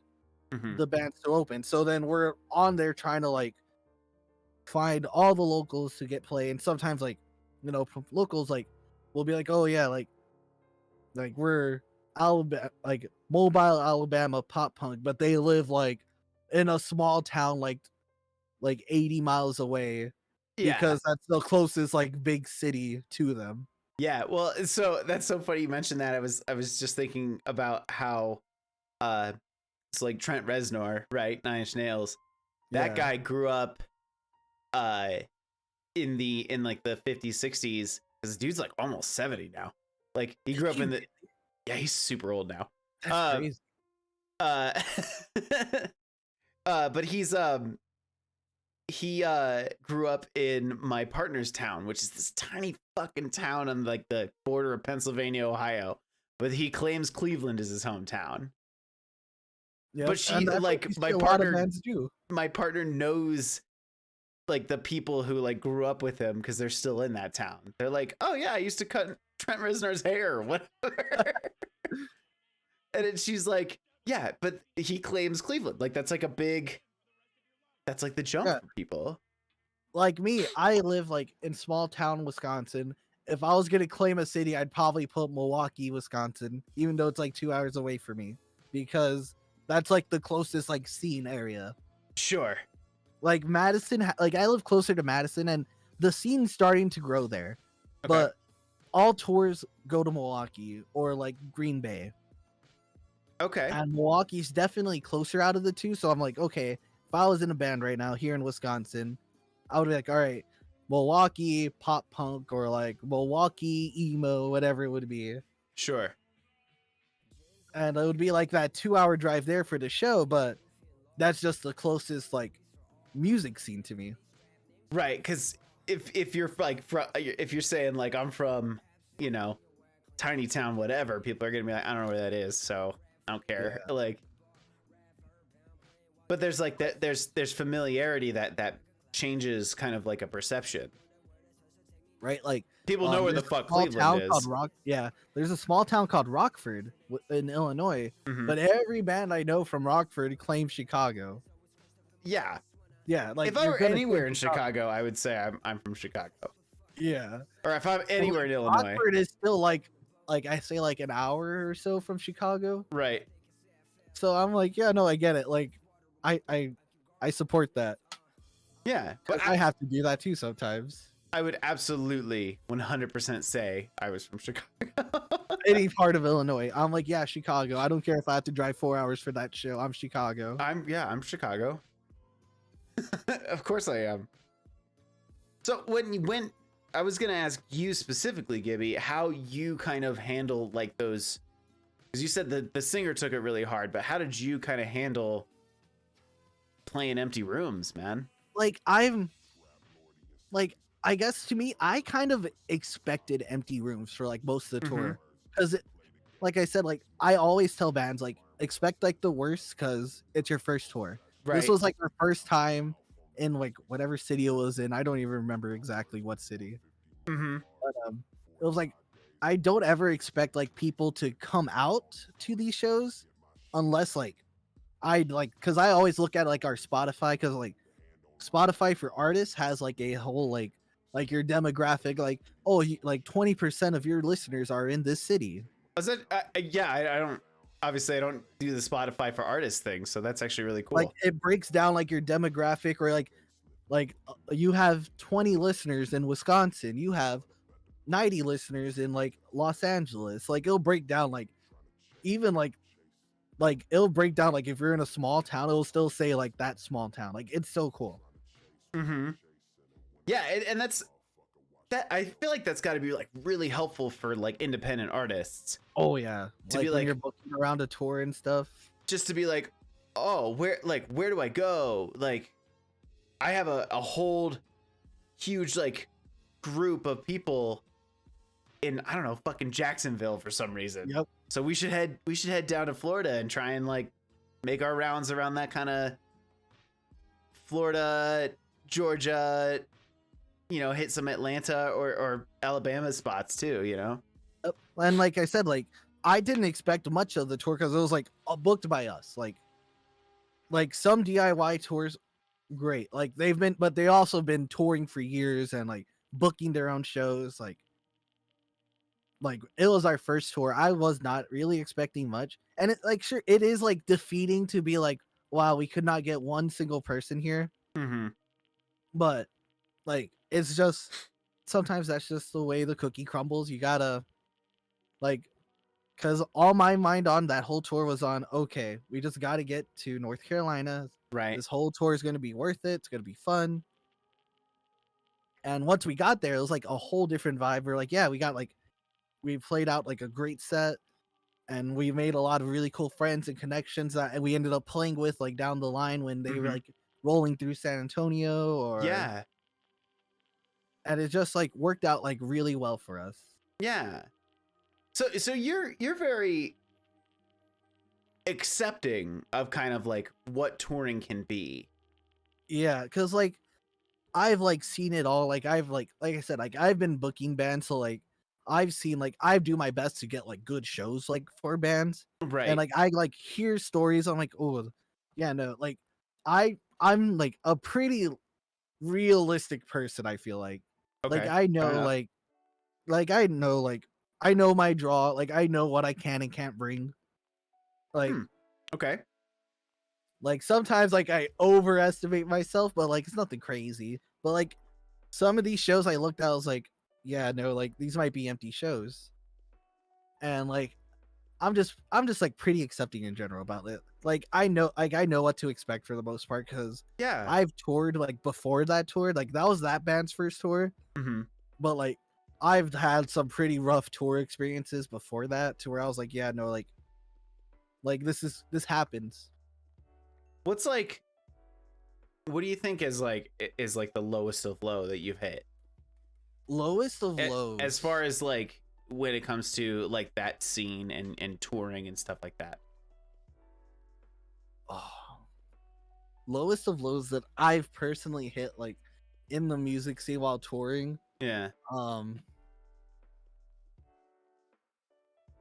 one really defeating moment was actually that same tour. Actually, Okay. um, we toured in a Chevy Astro, Oh, and okay. we had like a really dope like band for this. Like it was like all like at the time we didn't have a drummer and our guitar player had quit, so it was just me, guitar player, vocalist. One of our friends who he actually streams on Twitch and he's absolutely killing it.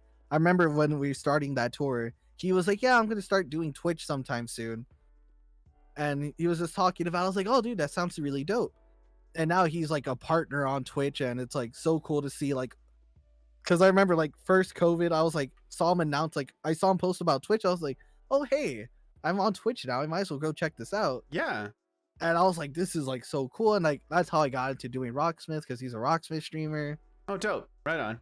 And pretty cool. Like the first time we met him, our guitar player had quit like the day before the show. And our manager at the time, he's like, don't worry, I know somebody and he'll have the set down and he'll be there tomorrow. I was like, Mhm. okay, I trust you. You're not gonna tell us to just play with a random guy Right. if you don't have that faith in him. So like, come day of the show, like night, like literally, I think we hit like our manager hit him up at like 9 p.m. Mhm. and our show was at like 7 p.m. the next day.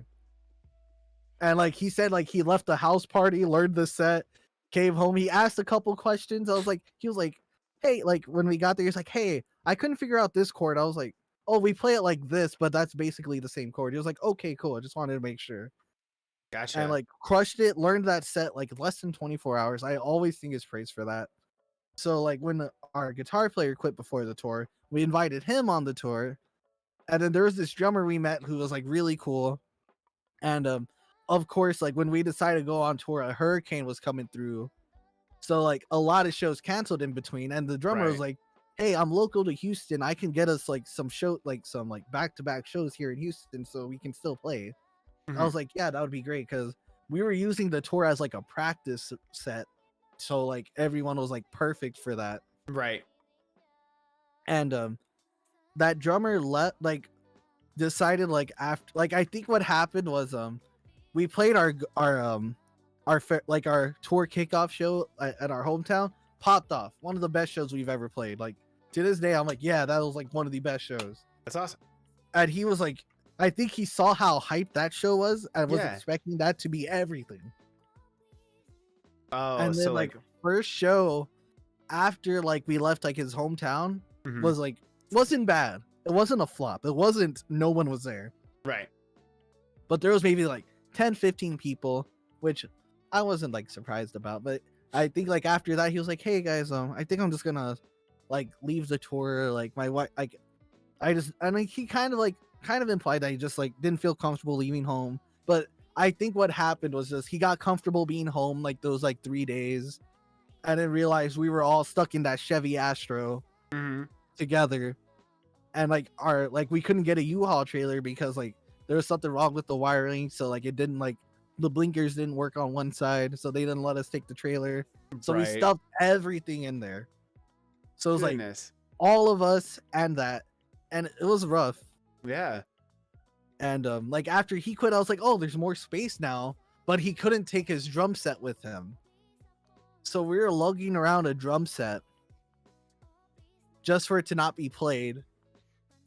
And like just taking up more space, and it was like that tour is like one of the roughest tours just purely Right. for like mentally it was like, oh, it's hot, like I'm cramped up, like It's it's hot. This frustrating, sucks. like I was like I hate this, but like all I like that whole time I was like North Carolina, North Carolina, North Carolina, just that's all we gotta do is get to North Carolina, this is all gonna be worth it. Yeah, I mean, there's something to be said for like, I have never like done like a tour in that very sense type thing. Like I've done like a choir tour where we hit like a couple of cities, but we were always like in hotels and shit like that because Yeah. it was all school related or whatever.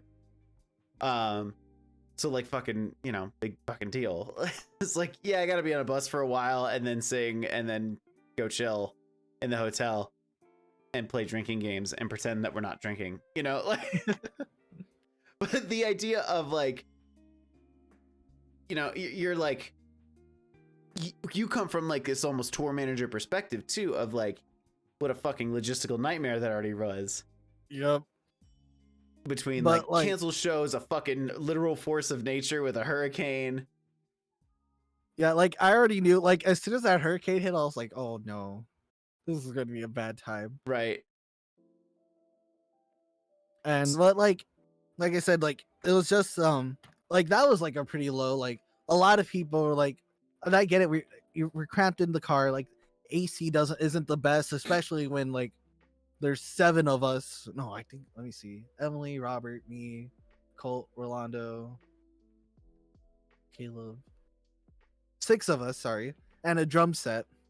That's still pretty And no cramped. trailer. Yeah. No trailer. So all our gear's like in the back seat, and then the drum set's on the back seat, like in the last bench. Right. So like that person's like squished up, like up against the drum seat and the window seat. So it's just like a lot of frustration. Like definitely like people bumped heads a lot, and like I get it. Yeah. Like we're all cramped. We don't have our space. Like some nights we're sleeping in the van. Some nights we were able to get a hotel. Sure. Some nights we were able to crash at a homie's house. Right. But like it was just like one of those times I was like, I don't mind sleeping in the van. Like I said, I'm used to that. And like I get it. We had a girl with us, ideal. and like yeah, no, it's not ideal, not at all. And we had a girl with us, and we wanted to make sure she was like comfortable as well. Right. And so like sometimes we got a room just so everyone could shower. So we're not all of us are just smelly, just sitting in that van, and it was rough. Yeah. No joke, man. That's to me like part of that sounds like that would be such a new experience, but that's something that I haven't done. And then for somebody who has experience like yourself, like you're dealing with these things that you're so like that are so out of most people's comfort zones. Yeah. And a lot of the things that happen out of my control. I couldn't like prevent most of that. No, I tried talking to the drummer and staying, but Mhm. he was like, "No, man, I think I'm just gonna go." I was like, "No worries, I totally understand. Like, you want to be home. Like, I get Yeah. it. You don't feel comfortable doing this. Like, and just so like, and he couldn't take his drum set with him, and then he was like, "But I'll be there for your home show, like your comeback show at home." I was like, "Okay, that's fine. Like, yeah, I guess. Yeah. I guess like you want to be there for that. That's cool. It would be dope to have a drummer for that." So Cool. Thank you. and for the North Carolina show, we ended up like renting out a studio space to practice because like our friend plays drums, and he was like, "I could try learning the set with you to see how you feel." Right. I was like, "Yeah, that works. Like, I could hop on guitar if we have to, because the basic 4-chord songs, like I could play those. We're playing pop punk. We're not playing some like power metal 7-minute long riffing and solos." just sweeps all day. Oh god, I would definitely be like, "Nah, I'm good. Like, you sweep, I will learn the drums." We have more of a chance of me learning drums than me trying to sweep on a guitar right now. So But I would think like yeah. that tour was like the lowest point, like touring wise for me Yeah. as a musician. And like I said, like it sucks seeing like the empty shows and like no one showing up. Yeah. But like I said, like tour manager and me was like, "No, I expected this. Totally. I prepared myself mentally for like empty shows." And I feel like that part is something that like even I think about and you go like you have to expect that, right? Like not every show is going to be sold out Madison Square. Like it's going to have to be every so often you're going to have to like hit the other side of like Yeah, maybe the bartenders enjoy it and you'll get a drink or two out of it or something, you know, like Oh, oh yeah, the bartender was definitely there to like was like, hey, like came up to our vocalist because like he you could tell like he had a defeated look on his face. right. Like he was trying to hide it, but you could just tell he was defeated. And the bartender was like, hey, I thought y'all were really good, and they ended up buying some merch. And I was like, hey, we made money at least. Like I was like positivity here. Yeah. And I was like, just remember, like these shows weren't like planned for us. Like we did these shows like really last minute. We're trying to make this happen to get to North Carolina. Right. Like, and I just kept telling them like North Carolina, North Carolina. We just got to get there. All this will be worth it. Yeah. And now let's go opposite side, like positive side, like top moment, like top memory that you got right now. Oh, top memory. Because I know you're not done touring, but like top memory. Oh, or at least, you know, one of the top if you can't pick one. It's so tough to pick because I'm between two of them, and ironically, both of them aren't really like touring related. It was just my old band. We opened up for Sleeping with Sirens on like one of their like local shows in San Antonio. I remember you telling me about that. And that was like highlight. Like we got actually no, I wouldn't even say that. Well, I would probably say like tell the story for people who haven't heard it. so Sleeping with Sirens, like it's like I have a love-hate relationship with that show because I love that show because it like popped off. It was like a great show. We were like the first band on. Mm-hmm. We had like we're a very generic pop punk band, so we just had catchy melodies. And one thing I will always sing the praise of my vocalist of that band. He writes the catchiest hooks. Like the first time I ever practiced with them, I was like, okay, this is cool. And then after the end of the day, I was just like singing all the songs in my head because like they were so catchy. Yeah. And like we had that going for us. Like one of our songs, like we always closed with, was called Shining Star. And it just ended with like just a repeat of the chorus for like the last like minute and a half. Right. And just having like that crowd like with their flashlights out singing it, never knowing of us before, like that was such like a high moment there. That's really cool. But also hated it because that was like the last like weekend I was gonna be in Texas before I moved back up to Wisconsin, and it snowed. And I was like, I don't want to be in snow. I'm about to live in that shit. Right. I don't need it to snow. That's the reason you hate that show, is just some snow. That is the main reason I hate it. I was like, no, I'm leaving. I don't want to be in this. I hate I'm it. about to be in this. I don't want it. And I was like, of course it's snowing. Of course. But that was like a very fun, like a high. I was like, yeah, this is like gonna be a thing. Right. And even like ironically, my last show with that band was also like, it was like a fun, like I loved the crowd, but like musically I was like checked out of that band at that point. Mm-hmm. Like when we recorded that EP, we like all I was playing was like quarter notes, so I was just like do do do do. And like I look for videos of that show because I like talking about it, because I was like, y'all can tell, like just watching me on stage, I was checked out. Right. I was like, yep, I'm quitting after this. But it was still like a fun show because like when we were playing our older stuff, it was like more fast paced, and like the newer stuff was definitely more like the We the Kings, like where it's just like just fun upbeat music with just. And I was like, yeah, no, I like it, but I got bored. Like you could like it's hard to like look like I was having fun when I was just just like, literally just the tonic on the whole notes, just. And I was just like, yep, no, like you could like see it in my face. I was just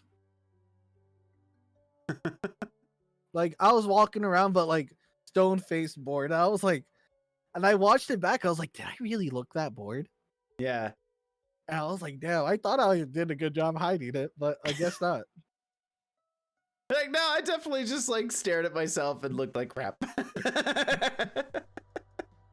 No, I've definitely, I've had similar moments of like being in a show or playing a gig or whatever it is, like where you just can tell you're just not feeling it that day or for whatever reason, whether you're like checked out of the band or whatever.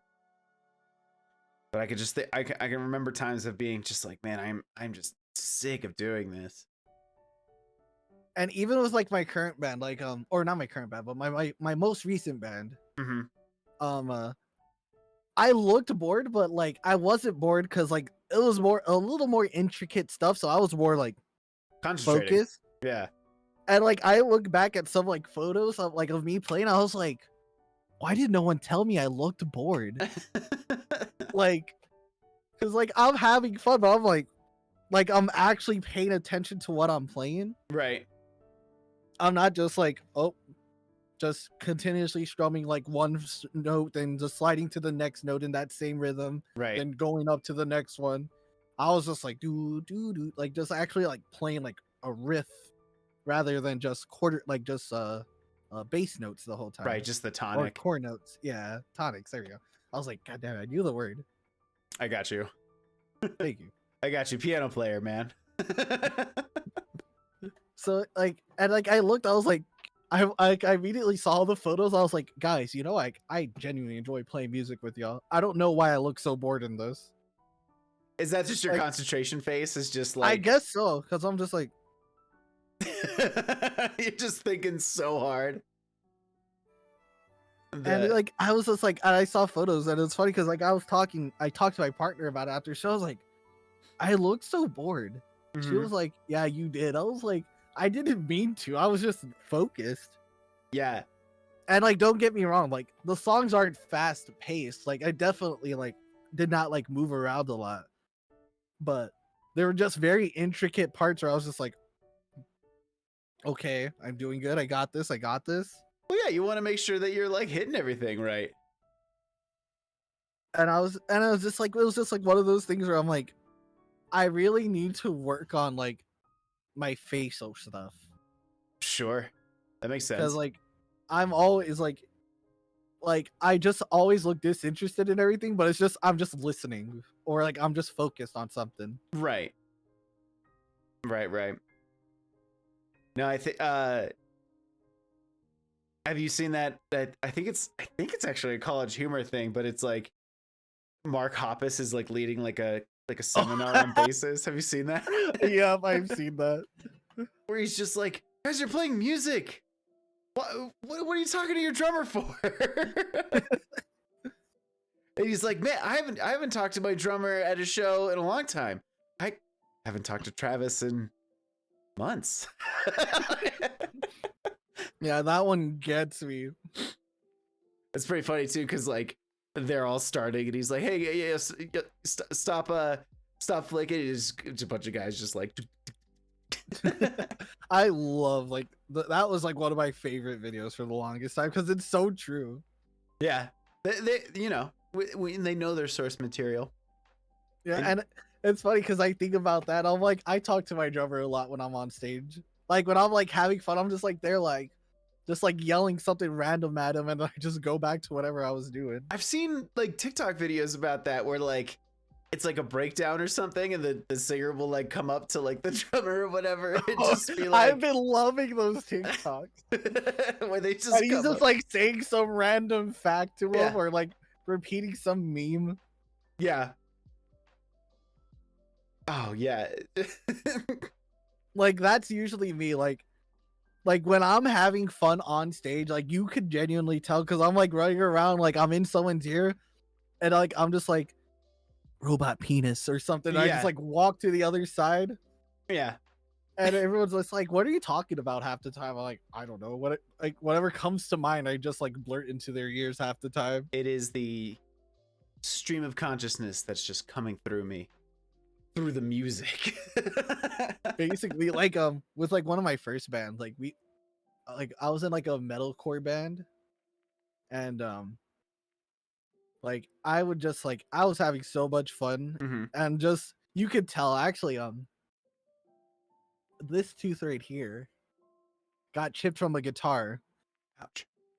Like I didn't even like I was just went to go like tell him something because I was just like and he just like did like a like he went to just go like it's like a do like a cool little like stage like like not a flip but like just went to go like just throw his guitar up and Right. I went to go tell him something, it went boom. I was like, oh fuck. And I looked, I was like, I'm good, I'm not bleeding. Am I? Nope, cool. Yeah. And then And like he looked over at me, he was like, you good? I was like, I'm good. I'm like, a little dazed maybe, but that sucked. Well, that's good. So like for future Gibby, what are kind of the plans for any sort of touring bands, things like that? Like what do you feel like is in your future? well, currently, like later this year, me and my partner are moving in together, which I'm very excited about. Adorable. Nervous but excited. Like this is like my first like step into like that level of a relationship to where like we're moving in together. This is To my where first you're time. literally getting a room. Yeah. Okay. It's like well I'm moving in with her at the moment because she's down in Texas, like she's getting her PhD, Very cool. and like it feels like it's the right time, and so like I'm kind of more focused on like getting ready for that more than anything. Mm-hmm. But I am working on like some real fun um someone called it corporate pop punk and I was like, yep, that's exactly what it is. Corporate pop punk. Like Very oxymoron. yeah, I was just like, they're like, you're like, someone called it like corporate like 2005 pop punk. I was like, yep, that's exactly what it is. Okay. Like the Blink 180, like the basically like all that radio, like Blink 182, Sum 41, Simple Plan, where it's like it was like the all that big popular pop punk stuff. And I was like, I get it why he calls it corporate, because like that's just what was it was selling. big. It was big and it was selling. Right. And it's like big again now, and I love it. There's a little bit of that sound coming back. I think out of those bands you just mentioned, Sum 41 was so underrated. Oh yeah. Like All Killer No Filler, great album, but like they had so much more like musicianship to them than like Blink-182 did. Blink 182 so funny to me because like they're like Travis is a killer drummer. He's an incredible drummer. That Like, dude's nonstop. He's the talent of that band. Like he's a musician. Mm-hmm.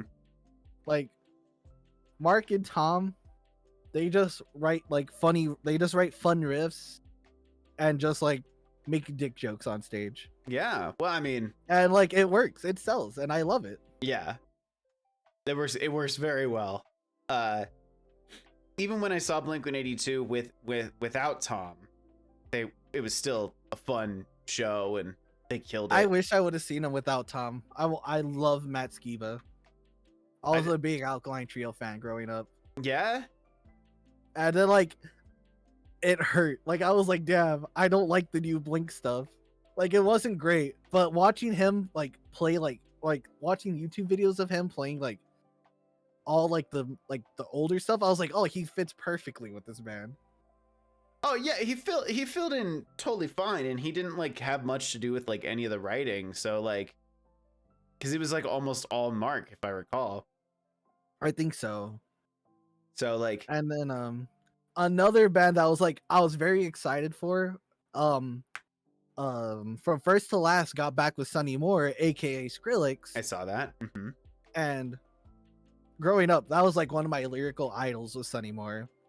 So like hearing him like talk, he was like, all my love from the bottom of my credit card. I was like, no, don't say that. You've been hanging out with pop stars too much. Literally though.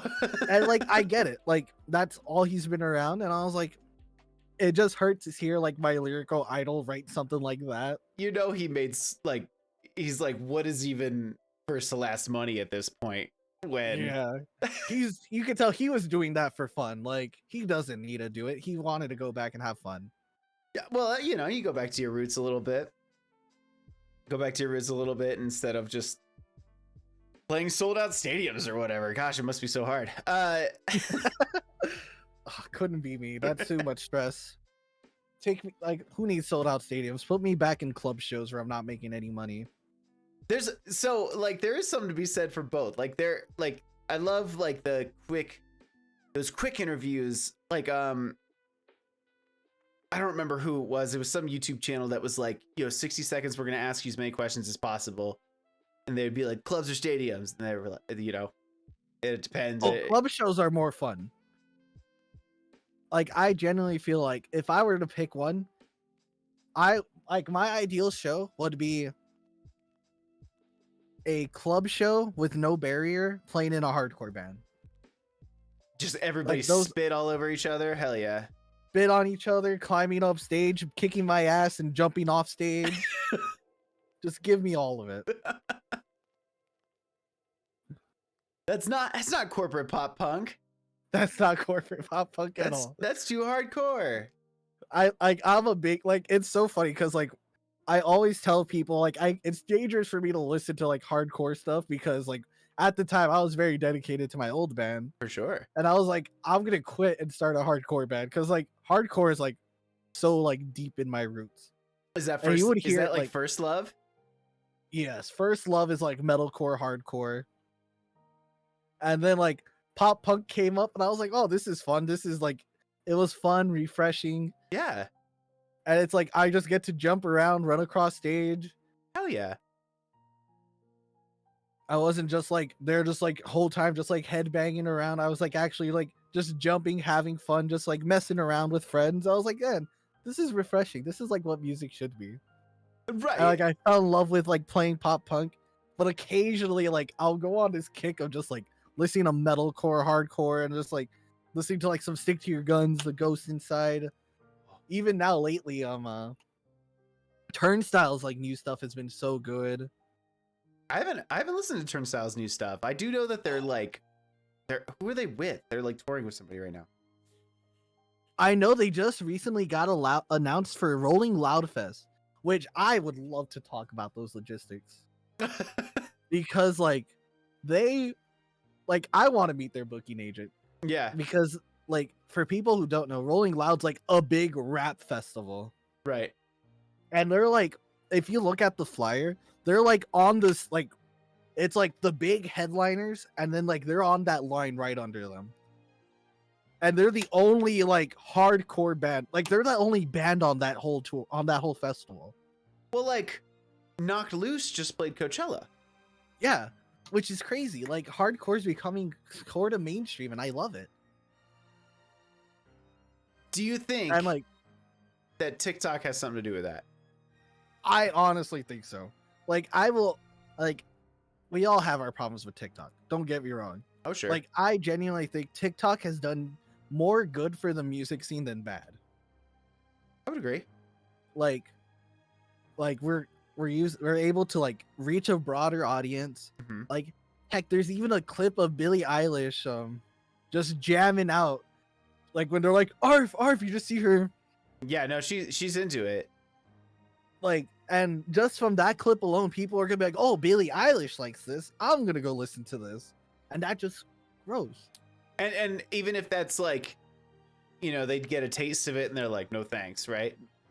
Because they might like it's still like putting eyes on the scene, right? What's like, I think there's something to be said for like getting eyes on your band or your music, whatever it is, right? Right. That coming up of like, you might have like that super viral moment, like the summoning of Sleep Token, right?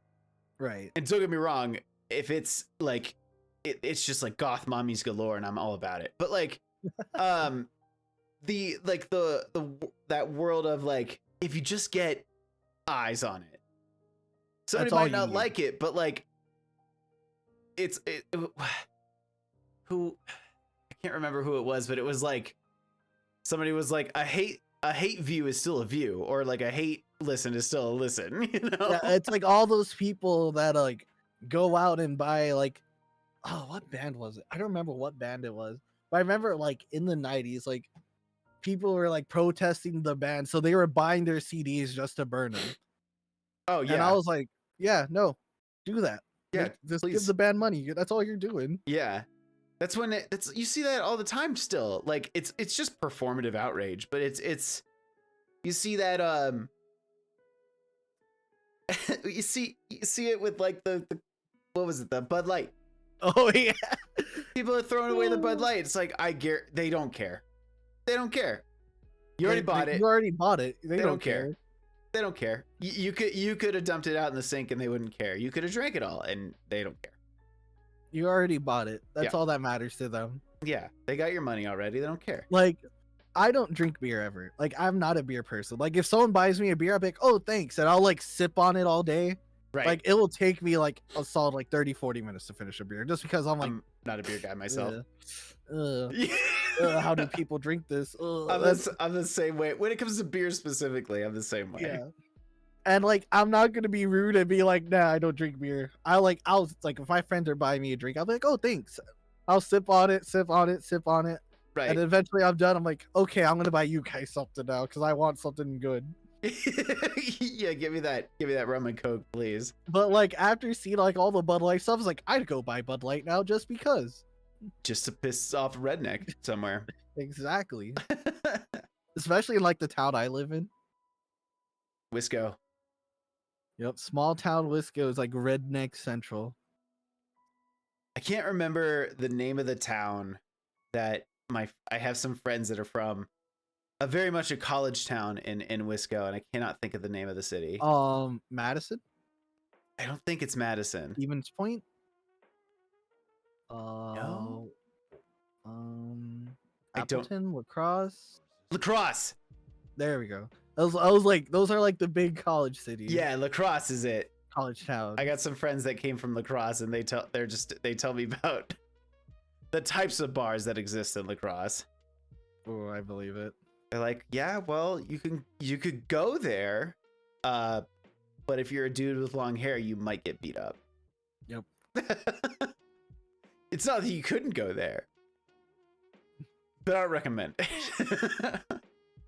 Oh man, speaking of like getting beat up, I remember one of my only experiences with Alabama.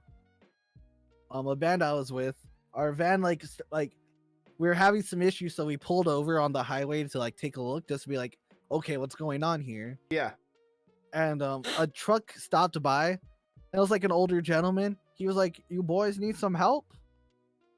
And I kid you not, there was like one white boy with us, but he was sitting in the van, and Right. there was 3 brown kids, and we were like, "Oh yes, please." He turned around so fast, got in his truck, and took off. Like, I was just like, well, welcome to Alabama. Then you're just like, yo, David, get out here. It was just like, he like immediately like saw like 3 brown kids, turned around, and just went to the car, went back to his truck, and just drove off. Terrible. That's awful. You know, you can look on it with some humor, but it's funny awful. to me now. At first I was like, are you serious? Yeah.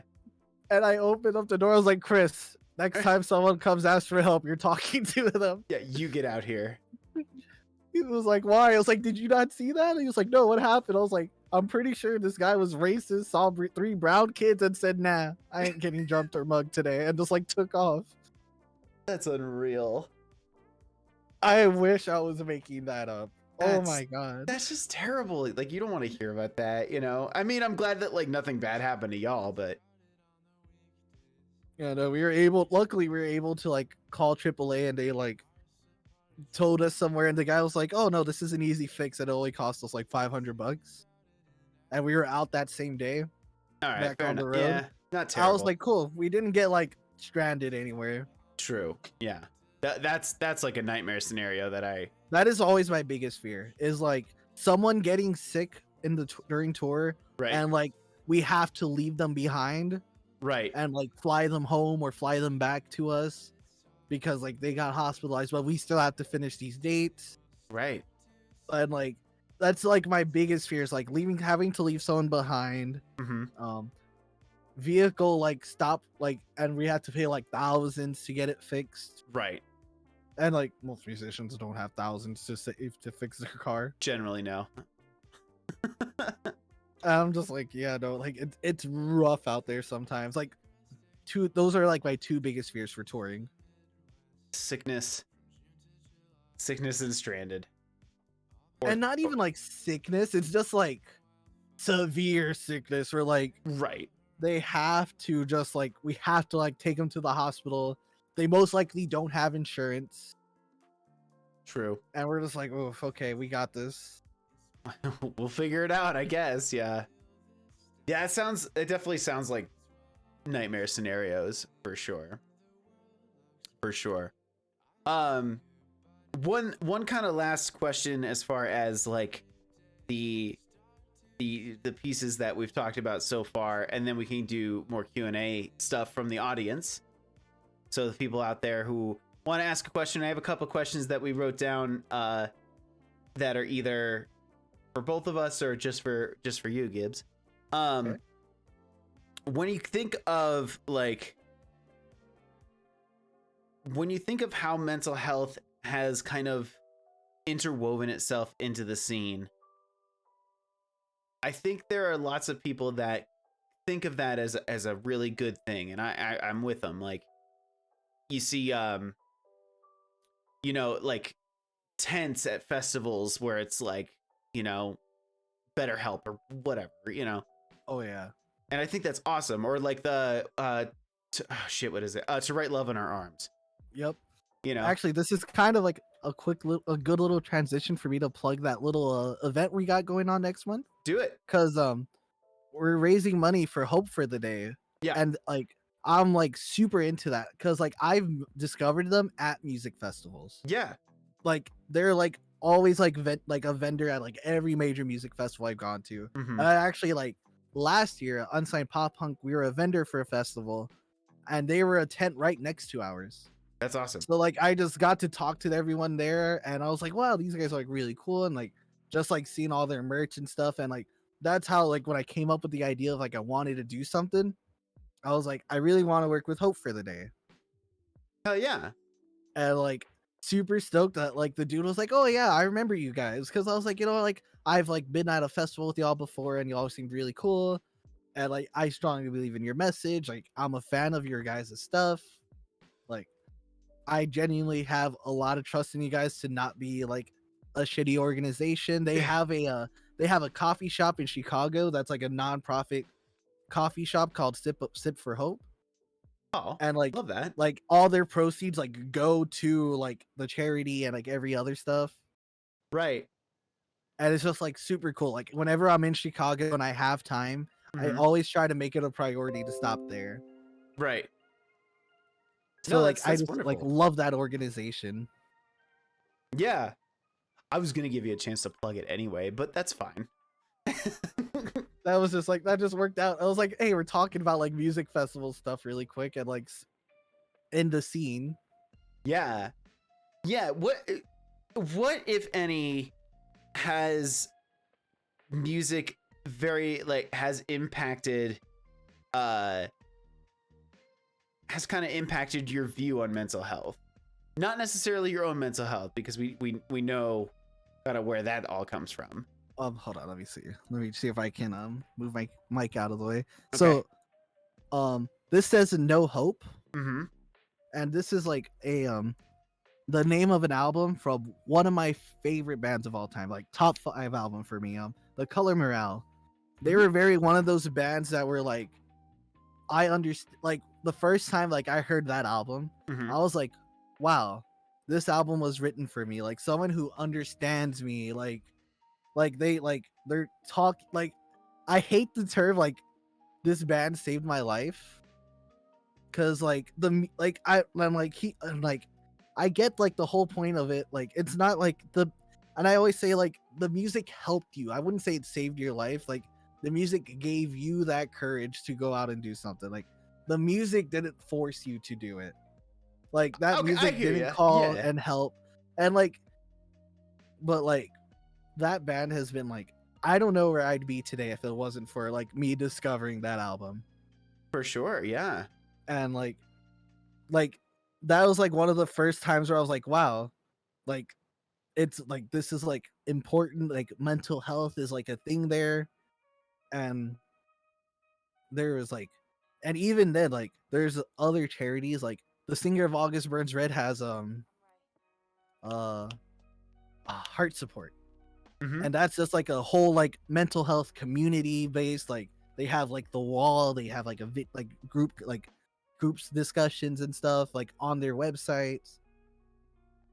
And like I've never realized until like maybe like 20 like 14 2015, like how much like mental health has actually been like brought into it, other than like me growing up, I was never really like a religious person, Hmm. but like I always lived by like the messages I heard in songs. Yeah. Like those like resonated with me the most.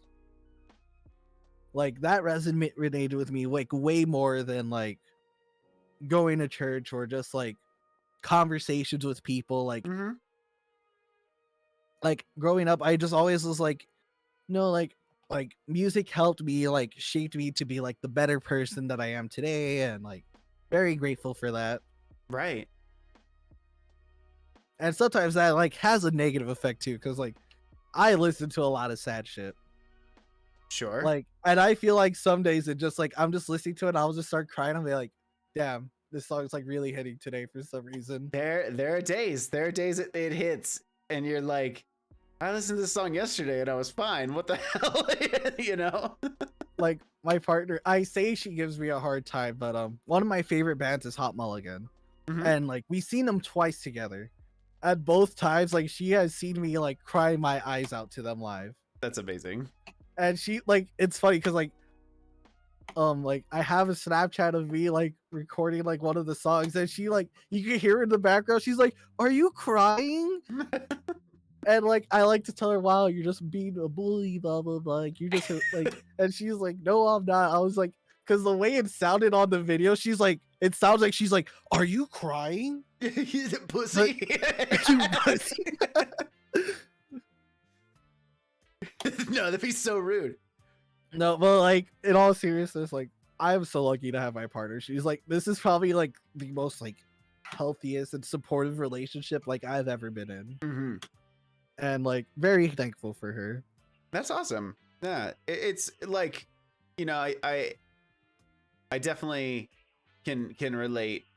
The relationship before the one that I'm in currently was easily the most unhealthy relationship I've ever been in. So, and that might, and I don't know if that's just like because it was just they're just so polar opposite, but there is something to be said about just like finding a healthy thing and like slowly undoing some of the things that have either like happened to you or like in the relationship with you. And it's funny because I was like, before like me and my partner started dating, I was talking to somebody, Mhm. and like it just now that I think about it, I was like, wow, how did I let myself like stay in that? Because like it was just she wasn't like showing any interest, and I literally like I remember I told my partner, like, I like that like you actually tried. Mhm. Like there was a girl I was talking to who lived like 2 hours from me. I always like, hey, we should make some plans sometime. She'd be like, yeah, sure, that sounds like fun. And I would have try to make plans, and like just nothing ever came out of it. Right. Ever. And I would try for like weeks, months, and then like here comes my partner who lives across the country, and I've seen her like more times in like that short amount of time than I have the girl who lives like 2 hours from me. Right. And then she was like, you're impressed that I'm doing like the most like minimal work for like just to see you. And I was like, huh, she's right. And like at the time, like I never would have thought of it that way of like, wow, they're not putting in any effort. No, totally. And like I don't know what it is, because now I'm like, wow, they really didn't put in any effort. Like how did I like not see that until like now? Right. Yeah, like just not going too deep into the story or anything like that, but like just literally like I it was fairly early on in our relationship, but I was like, hey, some friends asked to go out to karaoke. Is it like okay that I go? And she's like, why would it not be okay for you to go? I get that so much. And I was like, well, because like there will be other people there and like there's alcohol involved. And she's like, yeah. She's like, all I'm going to ask is you don't ignore me all night. Like, shoot me a text once in a while. Like, literally, what she just said in chat. Giving me showing interest is asking for the bare minimum. yeah, and it's you don't realize it when you're coming from like kind of a not great previous thing. Like the one previous to Shy would be like, well, like who are you with and why are you going and like why wouldn't you invite me? And it was just like, sorry, like you know, many other things. But before we go down that route, so for everybody who's in chat right now, I have, as always, I do keep track of chat, and we have my mods paying attention to any questions that you might have asked early on and like want to get answered now. So I got a couple of those for you, Gibby, if you're ready. Oh, I'm ready. Some of them are for I think just for you, and other ones I think might be for both of us, but I'm not entirely sure. I think they're more for you though. So, all right. What's a show you played where you actually tried to play?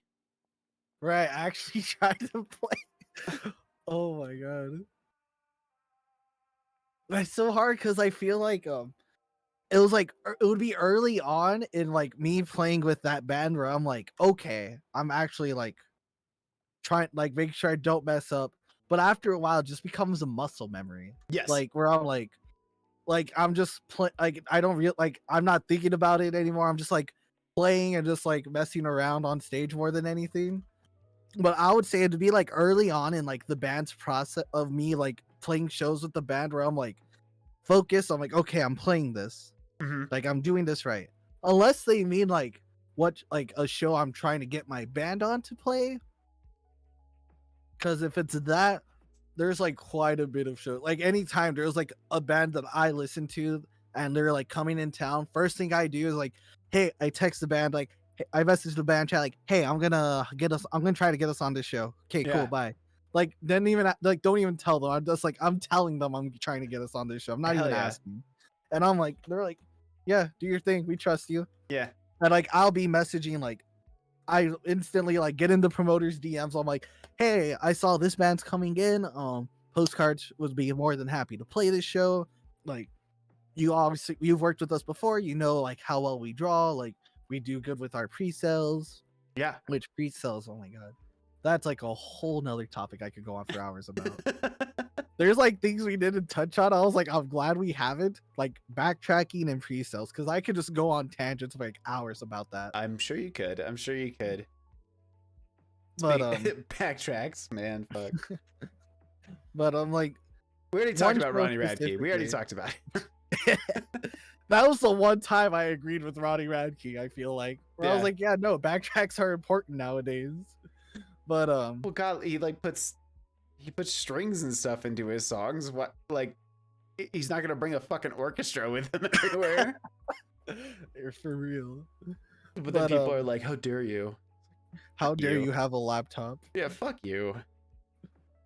But one show specifically that like stands out to me as like I did not realize like how big of a show this like is nowadays compared to like now, like how big of like a deal it was, because we opened up for Set It Off at water parks. That'd be a cool show. And this was like water parks like first tour.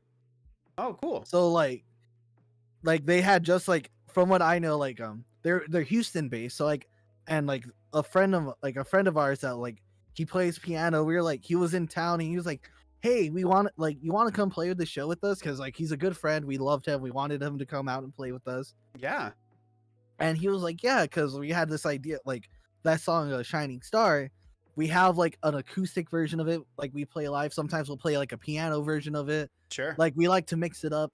And we're like, okay, cool. So like he was like, hey, do you want to come in? We think this is gonna be a big show. We want to really do like, because I knew Set It Off at the time, but I Right. had no idea who Water Parks was.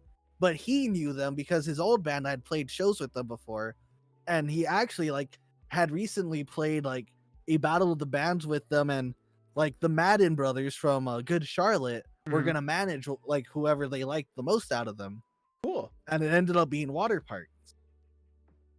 And he was like, dude, they're gonna blow up, like I'm telling you guys. So, and I Oh, was like talking they to them. did. They blew up so fast. And like I have like a picture with me and the vocalist Austin, and it says, "Yo, check out Water Parks. Like huge things are coming from this band. I promise you, you don't want to miss out." Yeah. And I see it every time, and I retweet it. I was like, "Damn, what a great call!" Yeah. No, that's super cool. That's really cool. So I think like that's like one of the shows where I was like I wanted to get us on, mostly because like I knew Set It Off was a big band. Set it off from doing it a long time too. Oh yeah, because this was like 2015, 2016, I'd say. So they're like out, like they're still like not new, but like new in like music industry standards now. Like Well, alternative. they were like they kind of blew up at the same time as like New Year's Day, Yeah.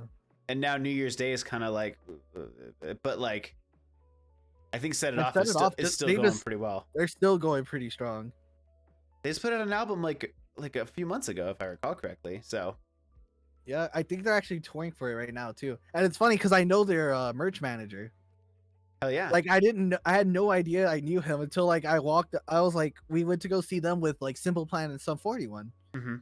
And I was like walking over, I heard, "Yo, Gibbs, is that you?" I was like looking around, like, who said that? He's Yeah. like, "Over here, merch." I was like, looked over, I was like, "Oh my god!" Like, and I went to go talk to him, and he's like, "Dude, that's crazy that you're here." And we just like caught up. I was like, "Wow, touring friends. I missed that." Yeah, hell yeah.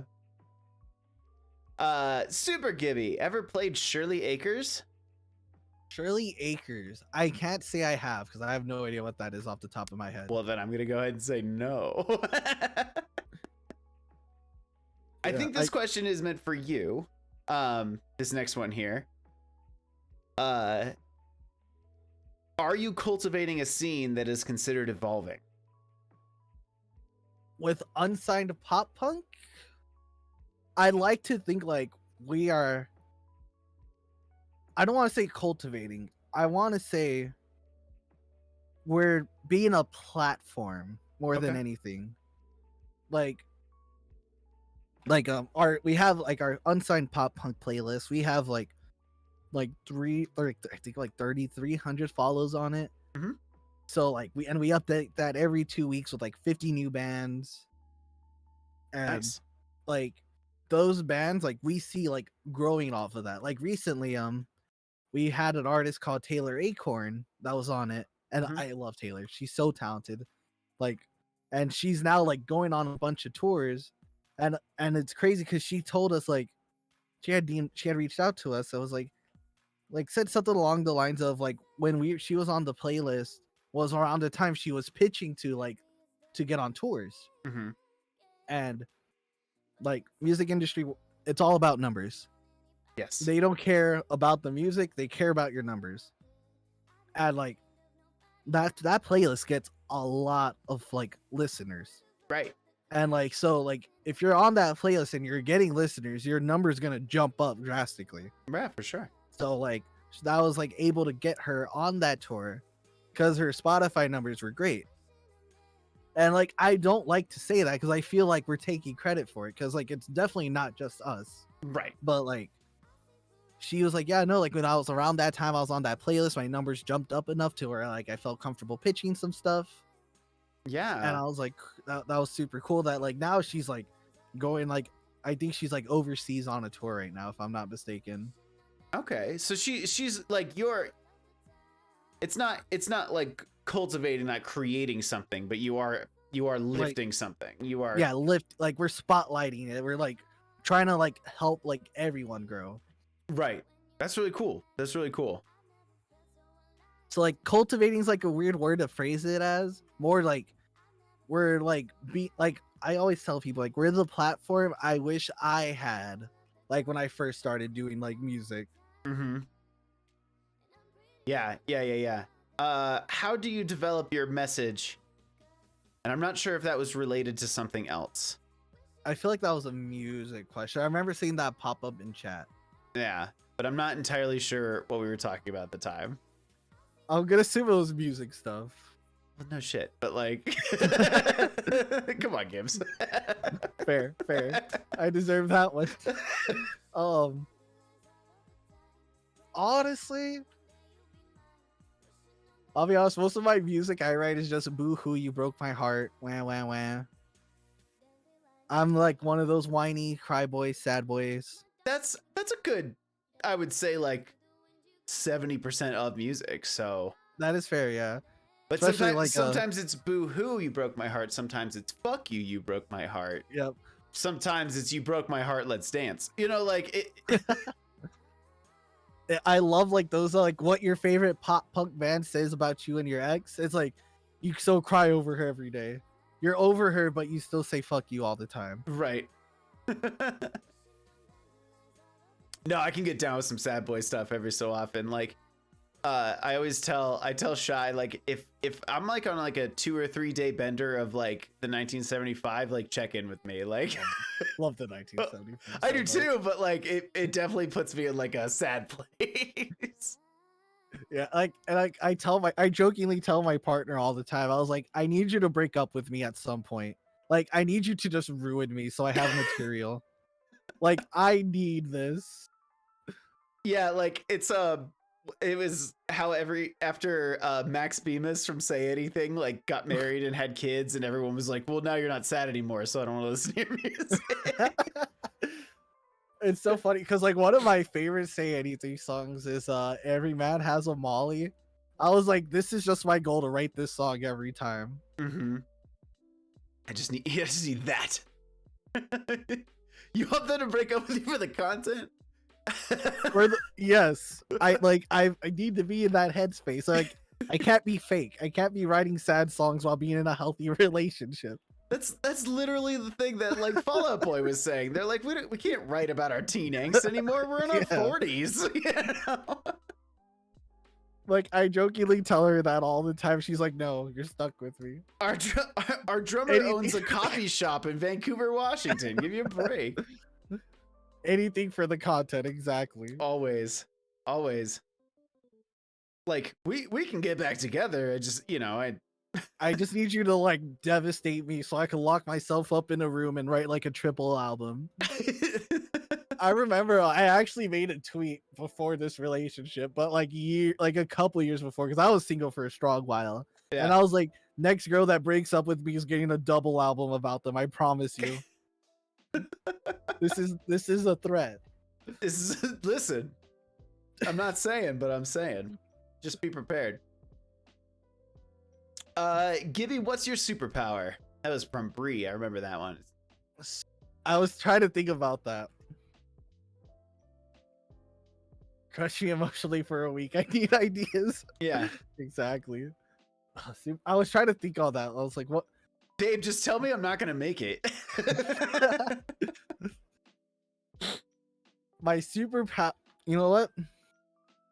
I think my superpower would be that I can like fly, but it's from my farts.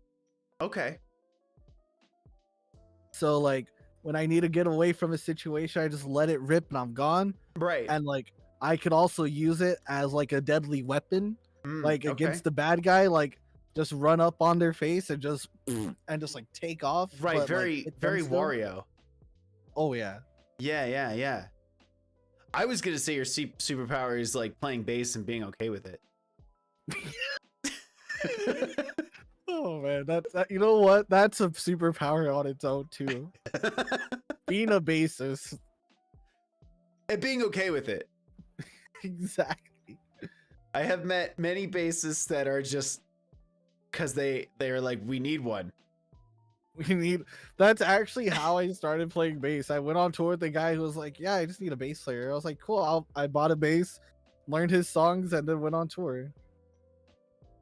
Hi, Aunt Carl. It's good to see you. Yeah, it's yeah. I mean, they're just guitar players that are converted because they had to be. Yep. And now I'm just like, how do I play guitar? There's not enough gap between the strings. Can I get a normal 6 string, but can you make the neck just like a chunky neck? Like, it's so funny because like occasionally, like when I'm playing guitar, I'm like, oh nope, that's the wrong string. I stretched out too far. Right. Because I'm so used to like on bass, like the gap between the strings are like the size of my thumb. Right. Yeah. Man, it's just so different. It's so different. But I'm terrible at guitar. Like, so like straight up, and I've told people this before, but like this makes sense to me. Goes up, goes down. That makes sense to me. You flip my hand over and it's like, what do I do? And I'm like, goes up, goes down, but like it's different because the hand is this way. Because the hand is upside down and it forgets everything that I ever learned. And it's funny because I've always told it's easier to go from piano to guitar than guitar to piano.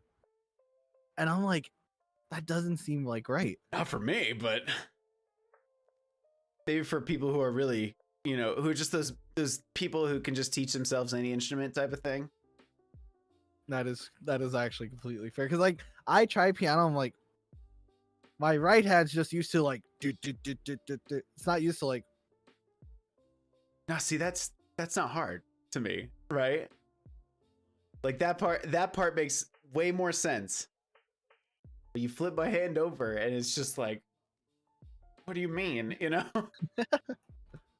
What do you mean I have to like stretch in that really weird, like use this muscle for some reason? Yeah. You know? One thing I always say, I hate playing acoustic guitar. Acoustic guitar always like shows me that I'm not a good guitar player. I'm like, oh, this sounds ugly, but I can't fix it because it's acoustic. So I have to like really like, I'm like, no, I'm going back to electric. I'll play it on a clean setting. Yeah, just nothing, no pedals, just straight through. And That's it really works. funny. And I'm like, yep. Because like I always feel like I even told this to my partner, like I feel like all like people who could play acoustic very clean and very well, they genuinely like know how to play guitar. Yeah. Like, because it's so clean and like acoustic really like shines out your mistakes. Like I could take a G chord, strum it on an acoustic, and I'd be like, ugh. I could do that same exact placement on an electric. I'm like, yeah, that sounds good. You know what? I have never played them back to back, so I'm gonna have to give that a try. Next time I'm at my buddy's house, my buddy is like this just multi fucking instrumental guy. He's got like everything in the basement. So I'll just have to be like, hold on. Yeah, just go play a chord on an acoustic and then immediately play a chord on on electric in a clean setting. You're gonna hear a big difference. I'll strap them both on at the same time and have one like up near my chest and then one up like down near my like thighs and just be like, all right. Dun, dun. Like, just give me 2 power chords. Yeah, it definitely shows through with acoustic stuff. You can't hide the imperfections, like Aunt Carl said. Yeah. Anybody who's out there who wants to ask any questions, feel free. They can ask either me, Gibby, both of us. It can be not related to what we're talking about or everything to do with what we're talking about. Something that I was thinking about asking you, Gibbs, was what is the band that's really popular in the scene but you're just not into?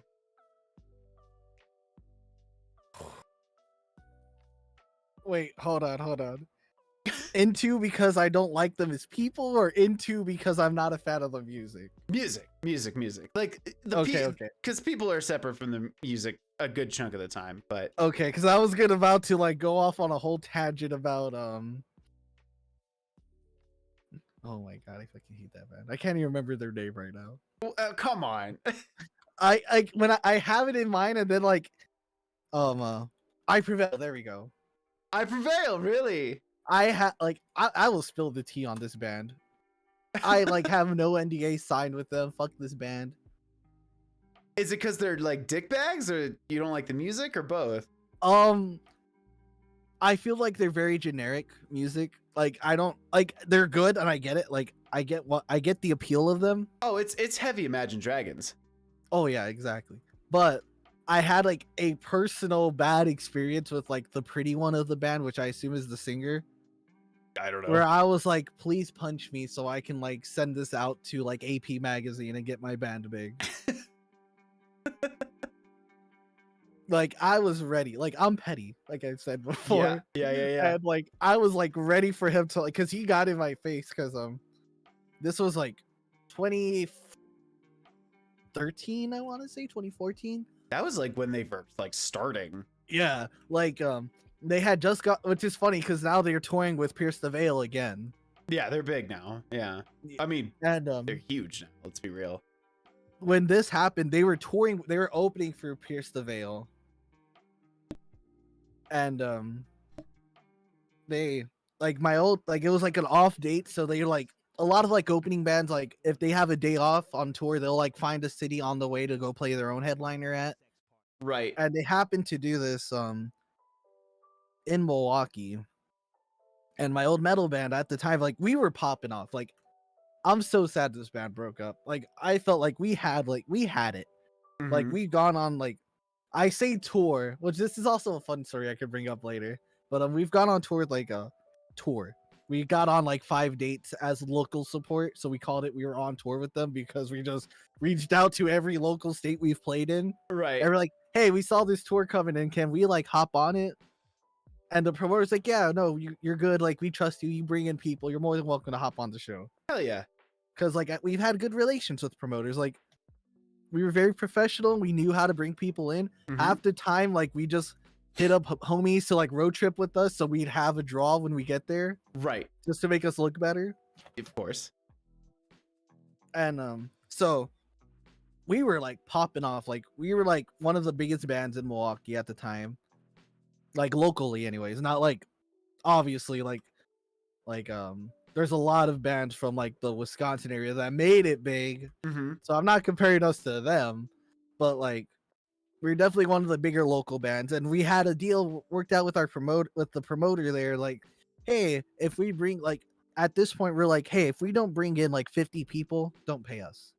We Right. just ask that we just give us half of what we bring in if we bring in over 50 people. Sure. Yeah. Makes sense. Because we were confident, we were cocky, we were young, we were like, yeah, we could do this. Hell yeah. It's just Like, like I will admit we definitely like we had egos, but it was like yeah, we can draw. We don't need to get paid if we're not drawing 50 people. that makes sense. Like we were like we had that ego to us, and I was like, but there wasn't like an ego like, yeah, we're the shit. It was just, yeah, we can draw. We know what we can bring. Right. Totally. And That makes sense.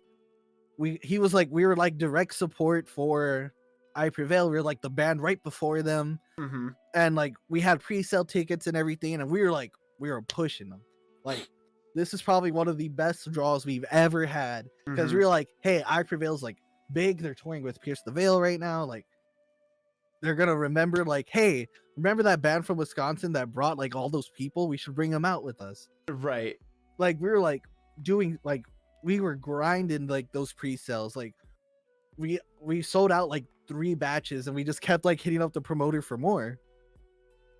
And like, oh, he was like, yeah, no worries. I like just kept mailing us more tickets. I think overall, I think we brought like 100 something people. That's pretty But good. that was for an because opener. because we were like, we paid for Facebook ads, so like we Yeah. promoted the event page, so people were hitting us up like, hey, do you still have tickets? Right. So like I drive out to Milwaukee to meet people to sell the tickets to. Yeah. Like I was like, we were like on that grind. Going hard. Yeah. Like we were trying to like be impressive so we'd go on tour with them. Like we were like, this is like a shot to like really blow them away, because we were like, we already knew we were direct support, so we were like right before them. Right. So we knew by the time we played, our crowd would be there, and their crowd, and like the openers' crowds. Yeah. We had like the most ideal spot for us. for sure. So we were like, cool. Like it looked like we brought in a lot of people, and like show like went great. Like we killed it. We're like, yo, make sure you guys stay for I Prevail. Blah blah blah. yeah. And at the time, like I was like, I'm not a fan. I'll admit that. Like they're cool. Like all I knew was their blank space cover. I was like, oh, that was a creative cover. Oh, it was fun. Sure. And just let it be as it was.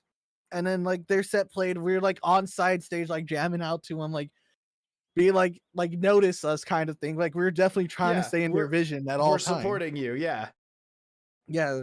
So we're like, I wouldn't say brown nosing, but we're definitely like they're like, yeah, like just like pretending we know Really this getting song's into like really into it. And then at the end of the night, we're I'm usually the guy that just goes like handles everything. Mm-hmm. So like I was like going to go like talk to the promoter, but I see the guy from I Prevail there. So I was like, oh, don't want to be like, oh, I'm listening in how much you guys get paid.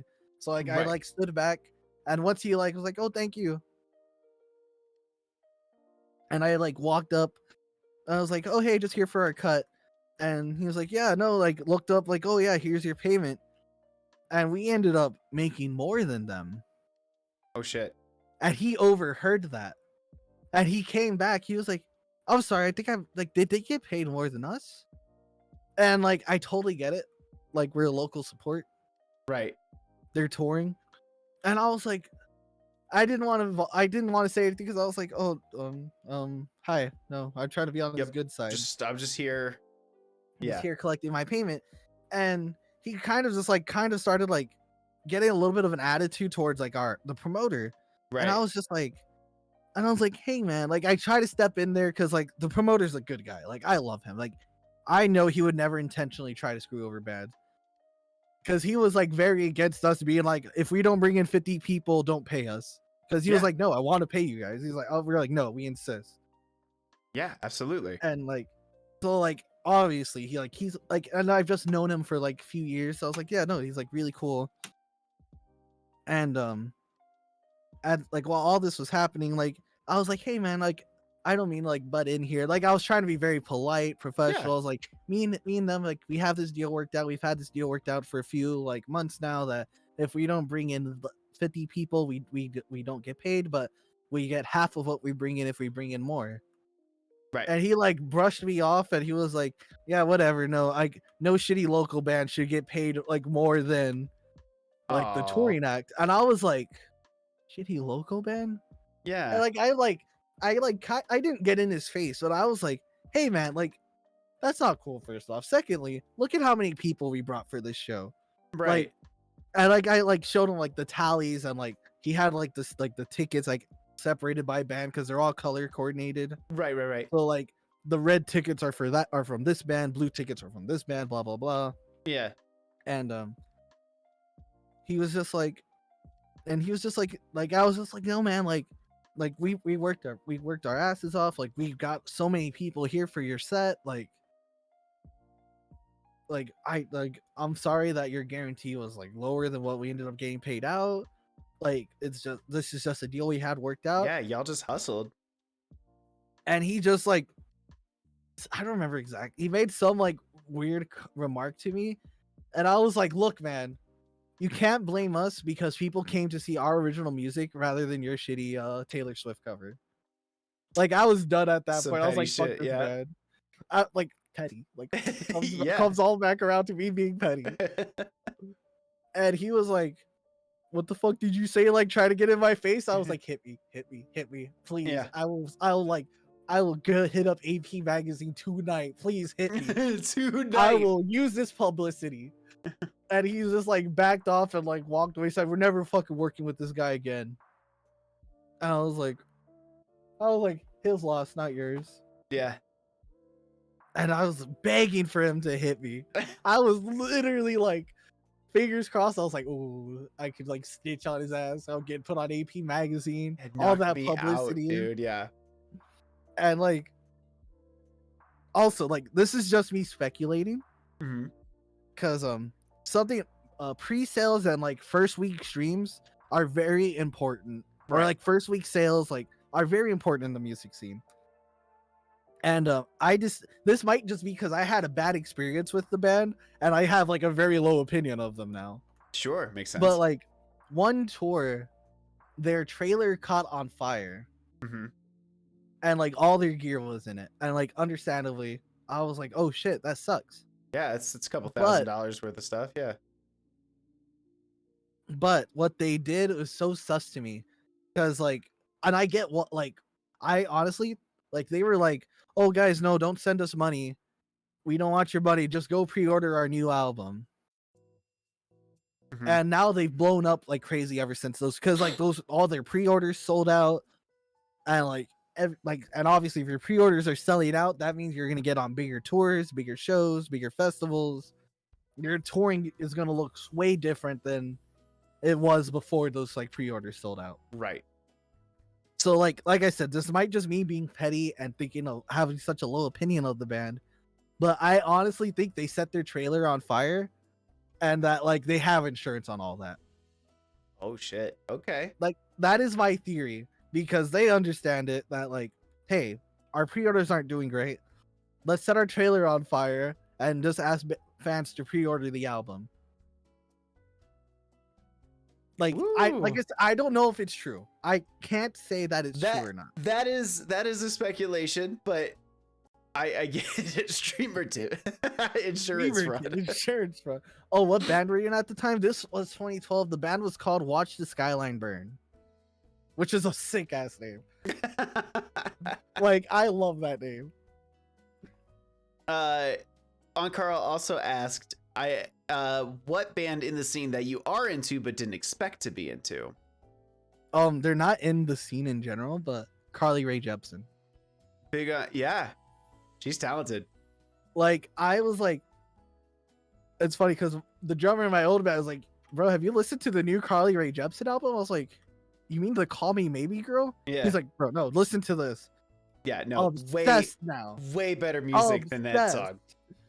I was like, oh my god, like I was so sad because I wanted to go see her in Madison when she was there. I was like, oh, I don't have the money to, have to work. Right. And I was like, I love Carly Rae Jepsen, like obsessed with like her new stuff. Yeah. Like basically the last like 4 albums she put out, absolute bangers. If you're like, Oops, all bangers, maybe girl, go listen to them. Go listen to those albums. I agree. Like she's not like top of my list as far as like solo female artists go, but she's way better than Call Me Maybe is. Yeah, like I think that's what threw me off guard. I think that's what won me over, because I was like had such a low expectations, and then like I was like, it's the Call Me Maybe Girl, it can't be that good. And then he showed me, I was like, oh my god. No, this shit's cool. This shit's cool. Yeah. And her new album, like The Loneliest Time, non-stop bangers. I was just like, oh, this is so good. Like obsessed. Just oops, all bangers. I love that shit. That's the best. My top, probably my top like solo female artist is Lorde. Oh, she's also great. Fucking there's something like that's just like fucking honey with Lorde's voice, man. She's so ungodly talented. It's like insane because she put out Royals when she was like 17. Like, was she actually 17? She was super young. She was still in high school. That's crazy. I did not know that. Yeah. That is insane. Yeah, Lorde is tops for me. And like she's just gotten like her musicianship has gotten better, you know, as she's like literally matured, because she's like only fucking like 25 or something now. I know, that's so crazy. Yeah, it's the best. She's awesome. I saw her open for Katy Perry. That's awesome. Talking about Carly Rae Jepsen. That's so dope. I love your natural tan, Gibby. Are you indigenous, or are the lights causing it to look like a natural tan? I am Hispanic, but also I do have some really good, like, I use my OBS, so like I have some filters on to make me look a little better. God, I'm just beautiful. Like, there's like a light here, there's a big light up there too, so like if I turn off these lights, it doesn't look as good, I promise. Yeah, no, I got a good studio light right here, and like if I'm just like, yeah. And like I have like a bunch of LUTs on my OBS, so it's just like, this is all filter, I promise you right now. Oh, you're beautiful. And it's funny because like if I look, I can notice like right here, you can see like my actual skin color. Yeah. Like it's very like not. It's like just I just notice it because I can see it. But it's Yeah. like just right here. No, there are moments the lighting actually around your eyes, kind of like in your mask, kind of shows the more natural skin color. Yeah. I just said that, Ali. I'm with you. He's He's a beautiful. liar. He's beautiful. He's beautiful. But no, like I wish I was like natural. Like I'm a little more light complected than like this tan. Mhm. But like one thing I love, I always like like Allie's my partner, and like I always tease her about it. But like I don't burn. I love that about me. I Yeah, like must be maybe nice. occasionally like right here and like a shoulder, but like I just get darker. Yeah. Yeah, I mean, like I don't burn quickly, but I was still burn. Like I think I've worn sunscreen maybe like 3 times in my life. And like it was after like the first time I got burned on my face, I was like, "Oh, this sucks." And I was just like sunscreen everywhere now. Must be so nice. Must be so nice. I do love it. I like I know I'm very privileged to not get sunburned. Like I can admit that's a privilege. You said Hispanic. Are you like Guatemalan? Are you Mexican. Do you know? Mexican like that? Is your like family from there, or like your husband? Or I'm sorry. I was reading husband. Your parents. I think my great grandparents are from Mexico. Got you. Cause I know my grandma and grandpa were born up here, which my grandpa's a whole nother story. Without getting into too much details, he was a very elite, doing very illegal things with the Mexican mafia, and he's now life in prison. But like my mom, she's very like light complected. Mm-hmm. Like I get like my like my green eyes from her, my like lighter skin from her. Mm-hmm. Like my dad is like dark, like very dark and tall, and my mom's like very light and short, and I'm like sort of tan. Just a little. And I'm like I'm sort of tan and short, so like or like kind of I'm like average, I guess. I'm like 5'8", 5'9". That's fair. That's fair. Yeah, it's we're all just little mixes of every part of our whole bloodline. So I prevail. That's so funny, man. I was talking with a friend of mine about I Prevail specifically, and he said like he said Metal Imagine Dragons. And That is the truth. And I was just like, wow, that is so ridiculously true.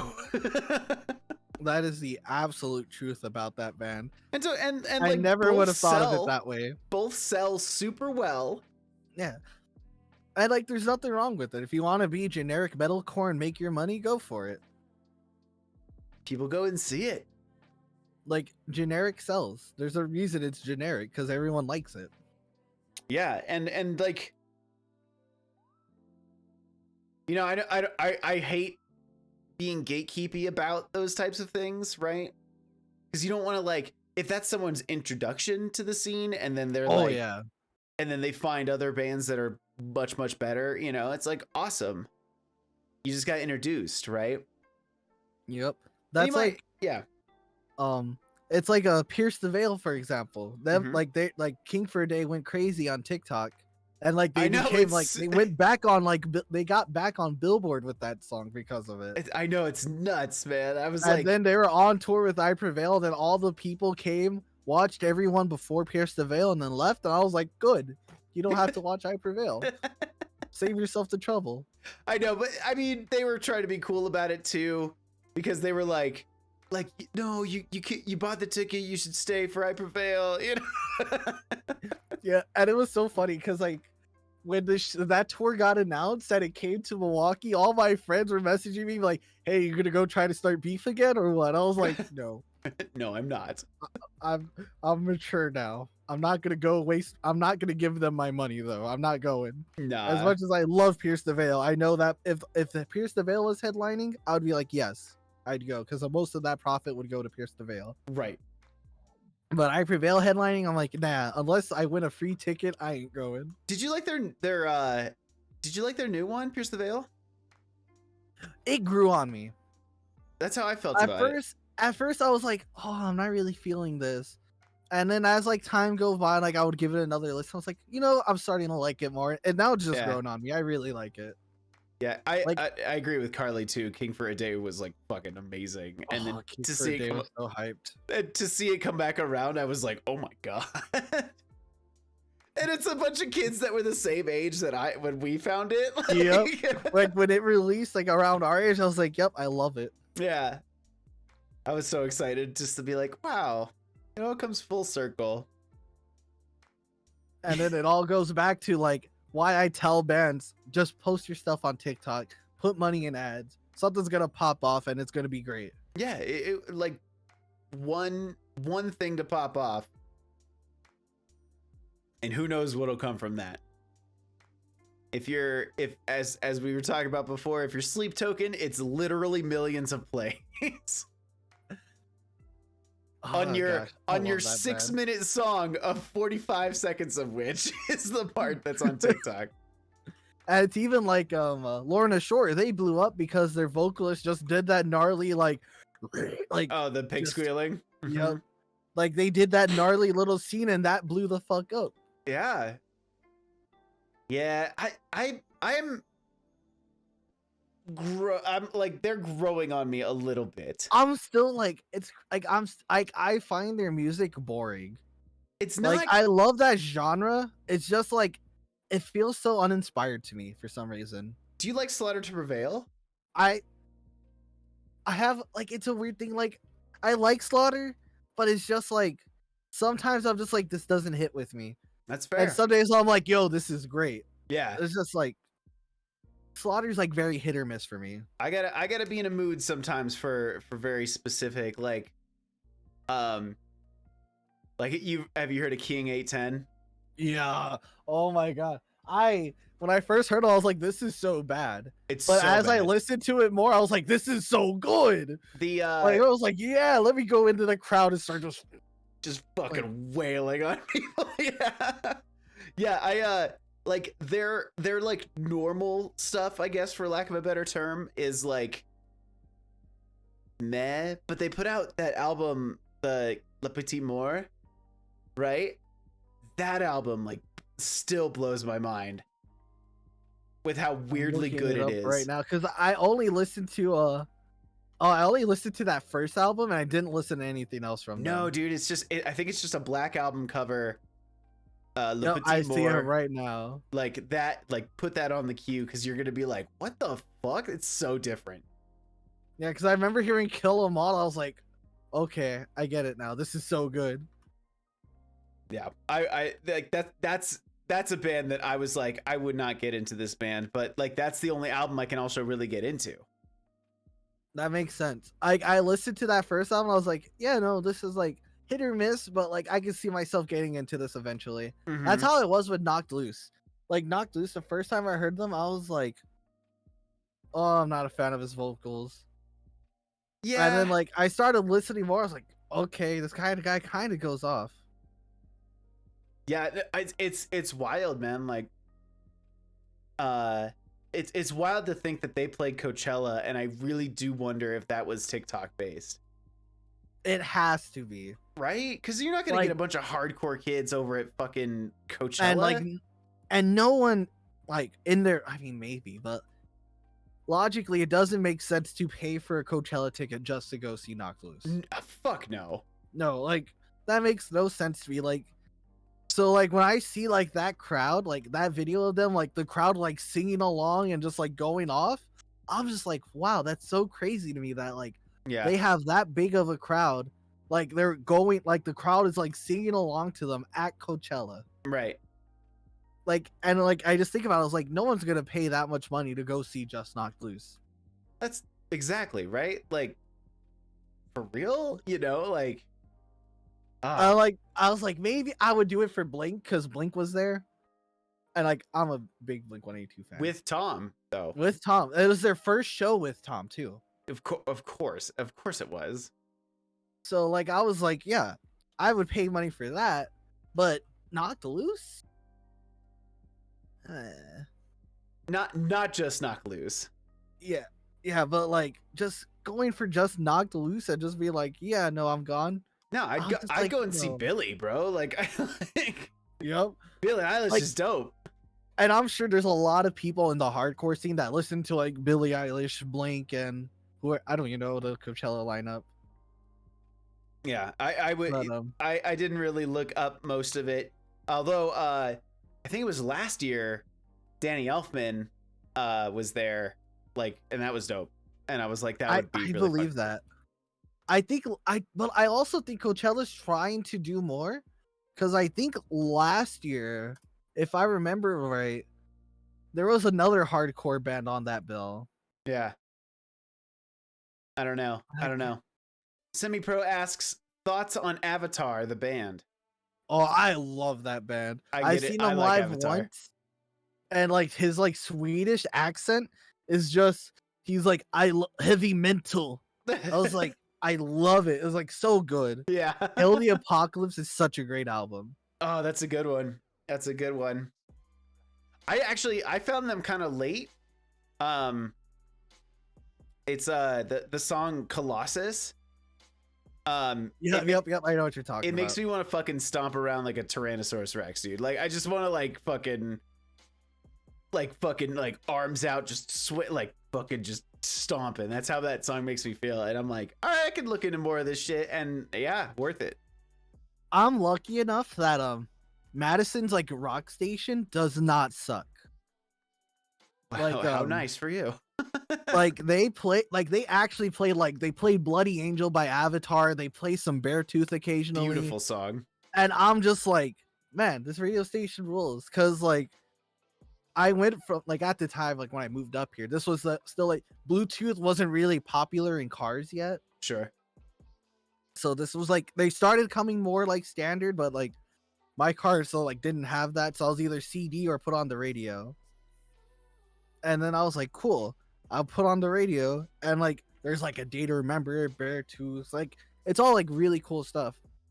And like I coming from like San Antonio, where it's like I hate the San Antonio rock radio station. Mm-hmm. It's like basically only hits from the 90s, and I'm like, this sucks. Well, it's not really rock, like a modern rock station. If it's just like, and I remember growing up, they used to play new stuff. Like they played like when Hell Yeah was a band, like new Hell Yeah came out, they played Hell Yeah. Like they would play some Five Finger Death Punch, and like they still do those, but like nothing like modern anymore, really. It's all like 90s to like 2005, like butt rock, maybe like 2009.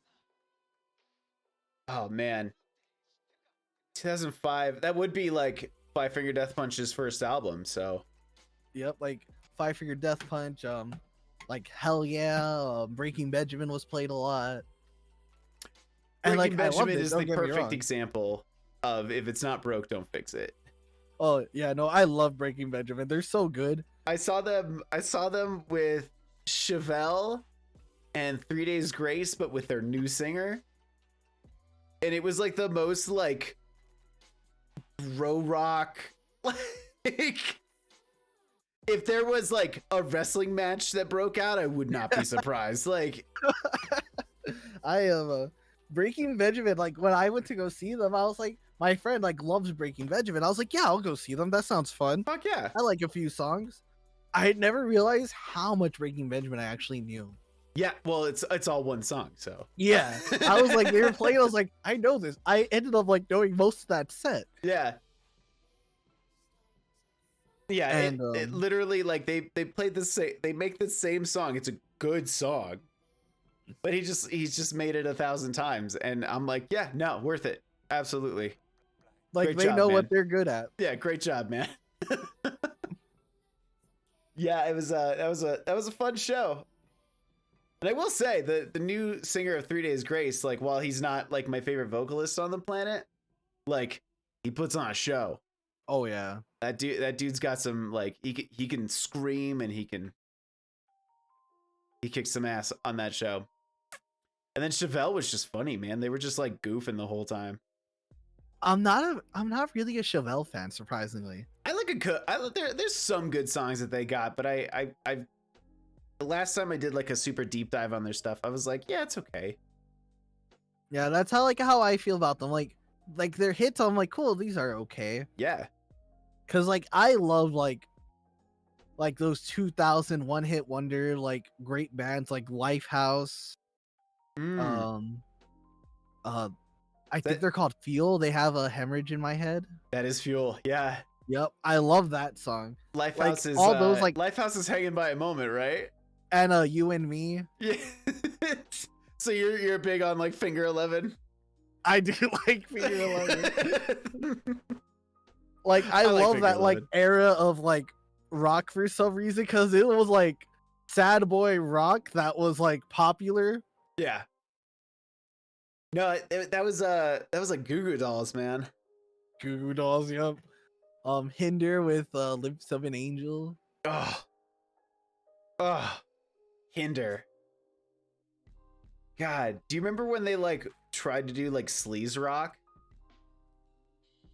So like after, I can't say I did because So- like all I knew was Lip for an Angel and that was it. so like that album, right? That had like that one had like Lips of an Angel and like Get Stoned and like better than better or Better, yep, Better Than Me. yeah. Oh, that one is also a great one. Right? Like it had like there's three absolute bangers that were on the fucking rock radio all the time. And then I remember the album after that, I think, is called like Take It to the Limit, and it's just like this total sleaze rock bullshit. I'm looking at the album art right now. This is definitely sleaze. It's like, straight up. It's like them they in front have of a sports mansion car. and like a sport, and it's just like bikinis and it like wow, really my really God. just went for it, huh, guys? That's so funny. Yeah, it's wild, man. It's wild how much like bands will just change because they're just like, oh shit, we're making a lot of money with this one. So But I will admit, one thing I always joke about is I love when band like that era of music's like drip. And fuck Hinder yeah. had that drip going. Oh fuck yeah. Like that- Hinder's one of those bands. They had like the soul patch, the bracelets, Yep. and I was like, "Yep, this is perfect." Oh yeah. Lifehouse, Three Doors Down's another great band I love from back then. I like that one album. The Better Life. Yeah, that's a great album. But like they have like really great like songs that should have been singles that were not singles, and I'm like, this band would have done a lot better if they made this a single instead. Yeah, and then they played Trump's inauguration, and I was like, nah, pass. Did they really? Straight up. Yep. Oh, I was like, That no. sucks. Of course they did. that just ruins that band for me. It's like Trapped. Oh my god. But their first album is so good. Trapped is one of those bands. I was like, how are they still around? Trav's first album's fucking rules, bro. You see, I never really listened to that full album, Oh my but god. I know they have I don't even know if Contagious was on that album. But like I really like their song Contagious. I think Contagious is like 2 albums after that, because I think that's the same one that has like Black Roses and stuff on it. Yep, I'm looking at that one right now. That is exactly it. High School Travis exploring rock coming out a little bit here. And I remember Before I heard realized- Contagious because I think there was like a compilation album coming out for like a Motley Crue tour and like Trapped was on it or something. I went to that tour. That's so dope. I I'm went to jealous. that tour because every band except for Trapped put out a sleaze rock album after that. because it was Motley Crue headlining, Buck Cherry, who already kind of did sleaze rock. Oh, Buck Cherry's another one of those bands. I can't Papa believe Roach. Pop. I mean, I will defend Papa Roach. I love Papa Roach. Papa Roach puts on such great music. Like Papa Roach has managed to change their sound like every album, but still make it sound like Papa Roach, and it sounds great every time. Yeah, they're very good, and I'm glad that they're still sticking around and still They're killing it with the TikTok too. Like they understand like TikTok's important. Yeah, man, they've always been doing that. Oh yeah, like they've always been ahead of the curve and all of of that. them, man. I love that. Tantric is also another great band. Trying to remember that there was one other band that was on there that I can't remember, but like that tour came out, and like every band that was on that tour except for TRAV tried to put out like a sleaze, like more of a sleaze rock album. Because that was on the Saints of Los Angeles tour. Yeah, think, right? it's like 2008 or 2007 or something like that. I loved that album. I can admit that like wholeheartedly. I loved It's not that a bad album. I don't understand why it got so much 6 hate. a.m. 6 a.m. But that was already Nikki Sixx's other thing. So 6 a.m. was also a great band. Yeah, they were already kind of like almost sleazy, but like a hella religious undertones. So whatever you want. And shout out to like the 2007 to like 2011 It's like 2013 where like every metalcore band was pretending to be Christian just to get on good tours. It's because Skillet was killing it, bro. Skillet and Red were like big, you know what I'm saying? Yep. So Skillet, Red. Red Island. Disciple was another great band from back then. Sick Puppies before they broke up. Yeah, that was. I can't believe like they thought they could replace the singer and like be okay as a 3-piece. Nope. Which is crazy because they put out a song with him. And I was like, oh, I like this. Yeah. I was really surprised I liked it. I think it was like, Where Do I Begin? I don't remember. I saw Creed with Seven Dust and Nickelback. I was gonna say I saw this funny story. If you put Seven Dust on a show here in Wisconsin, it's gonna sell out. Seven Dust is dope.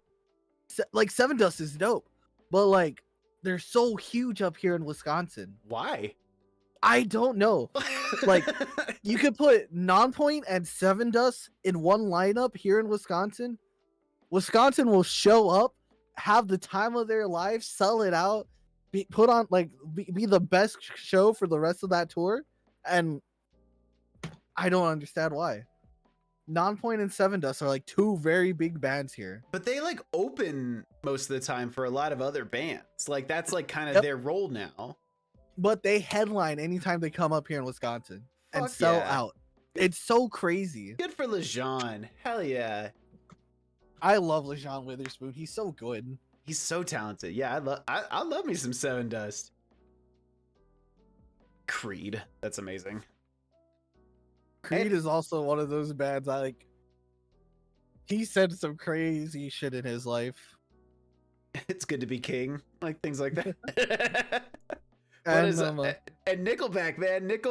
Nickelback, like they understood that hate listens were still listens. Nickelback like did their thing and was like, yeah, no, we're still selling out. It was so good. They sell at stadiums, bro. Like there's a reason. Like I genuinely really like Nickelback. They still, I haven't listened like genuinely to their stuff in a long time.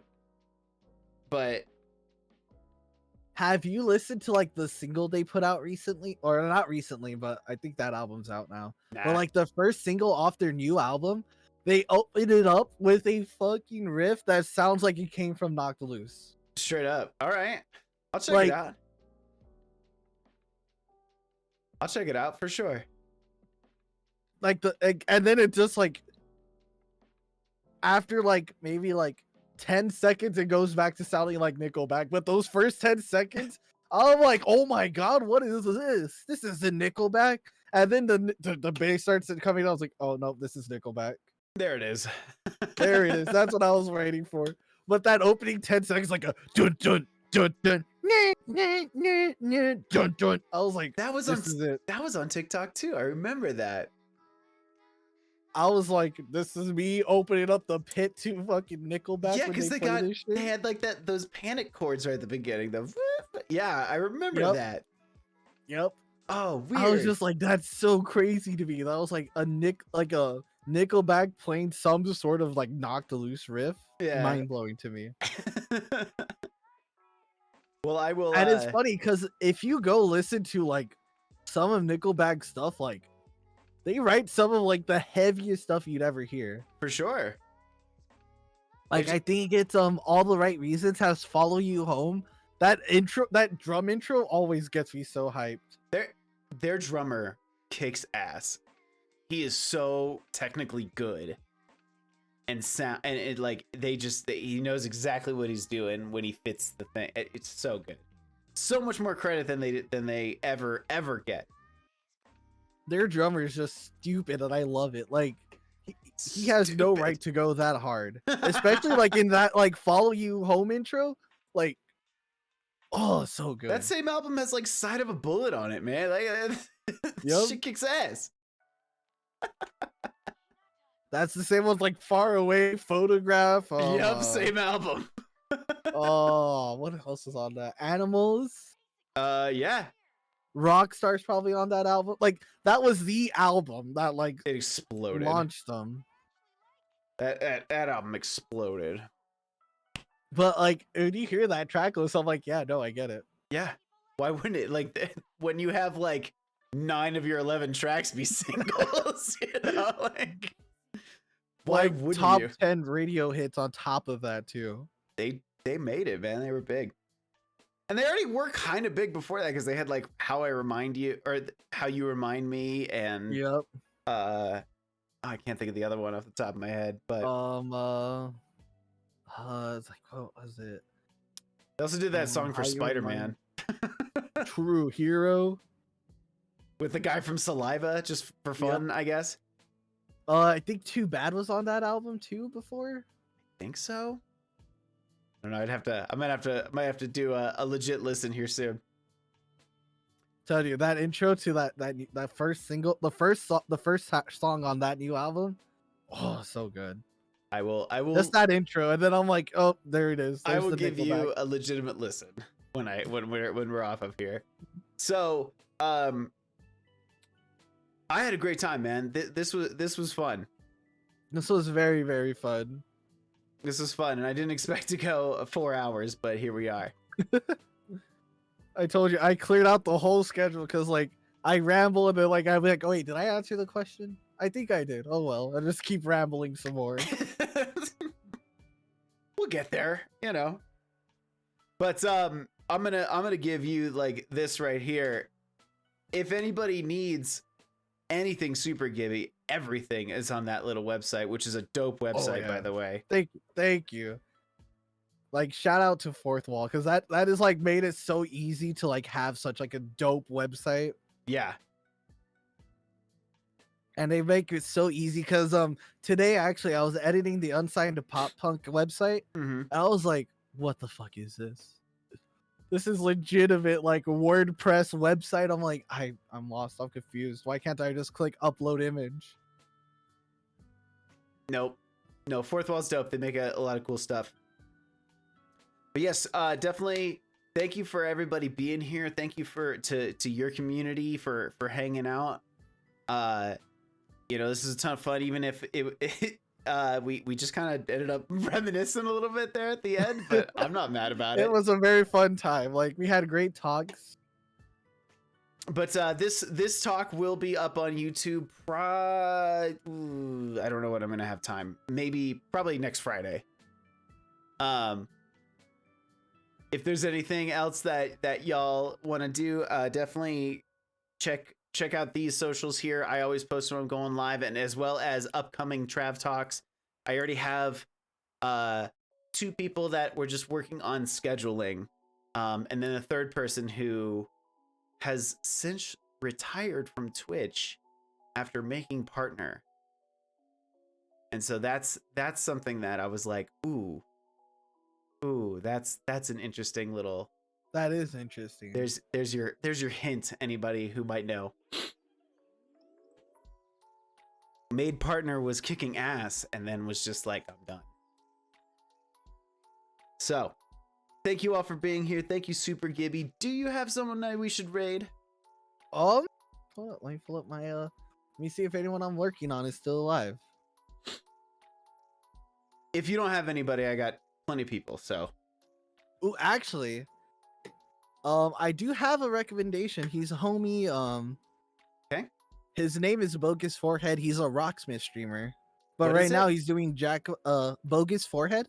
Bogus Forehead. Oh, there it is. Right now he's doing Jackbox games because he's doing like a 48-hour stream for 420. I love that. He's like, it's the 420 marathon stream. I was like, I love it. 48 hours. He's obviously gonna like sleep during it and stuff, but like he Yeah. recently made the switch to full time and like he's been killing it ever since, and I'm like super proud of him. That's wonderful. Yeah. We'll definitely raid into that then. Sweet, sweet, sweet. 48 hours. I don't think I could sit at this desk for 48 hours, man. I tried like for my birthdays, I always try to do like 28 hours for turning 28, Sure, yeah. and it's a struggle. I would like the 24-hour that I did fairly recently for the anniversary stream. I was like, oh, it's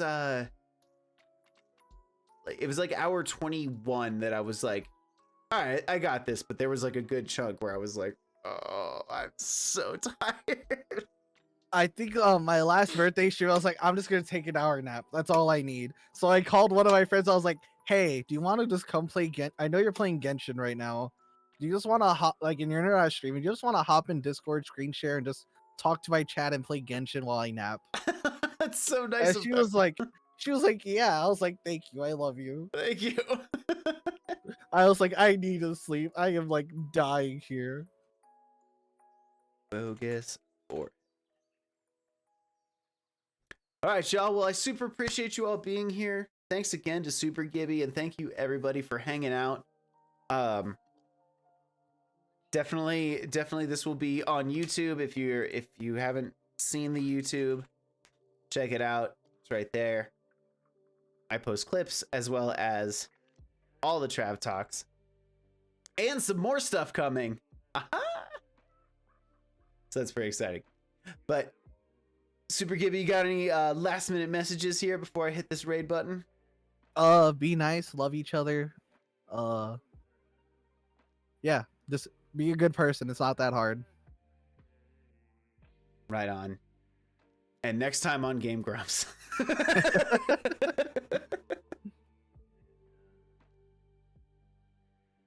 Hey everybody, thank you so much again. More TravTalks coming. Everyone. Absolutely. Thank you for bringing your lovely people over as well. More TravTalks coming, more regular whatever the fuck I do coming, and follow Super Gibby. That's me. That's the one over there. On all the things on that Super Gibby website. I do have all my socials on there. It works. The best place to find me on anything. Feel free to use my raid emotes, your own raid emotes, Gibby's raid emotes. Doesn't matter to me. All I'm asking is that you let him know Super Trav sent you. Super Trav and Super Gibby. Super X Super. The Super X Super raid. Let's do it. Let's do it. Have a wonderful night, everybody. Mwah.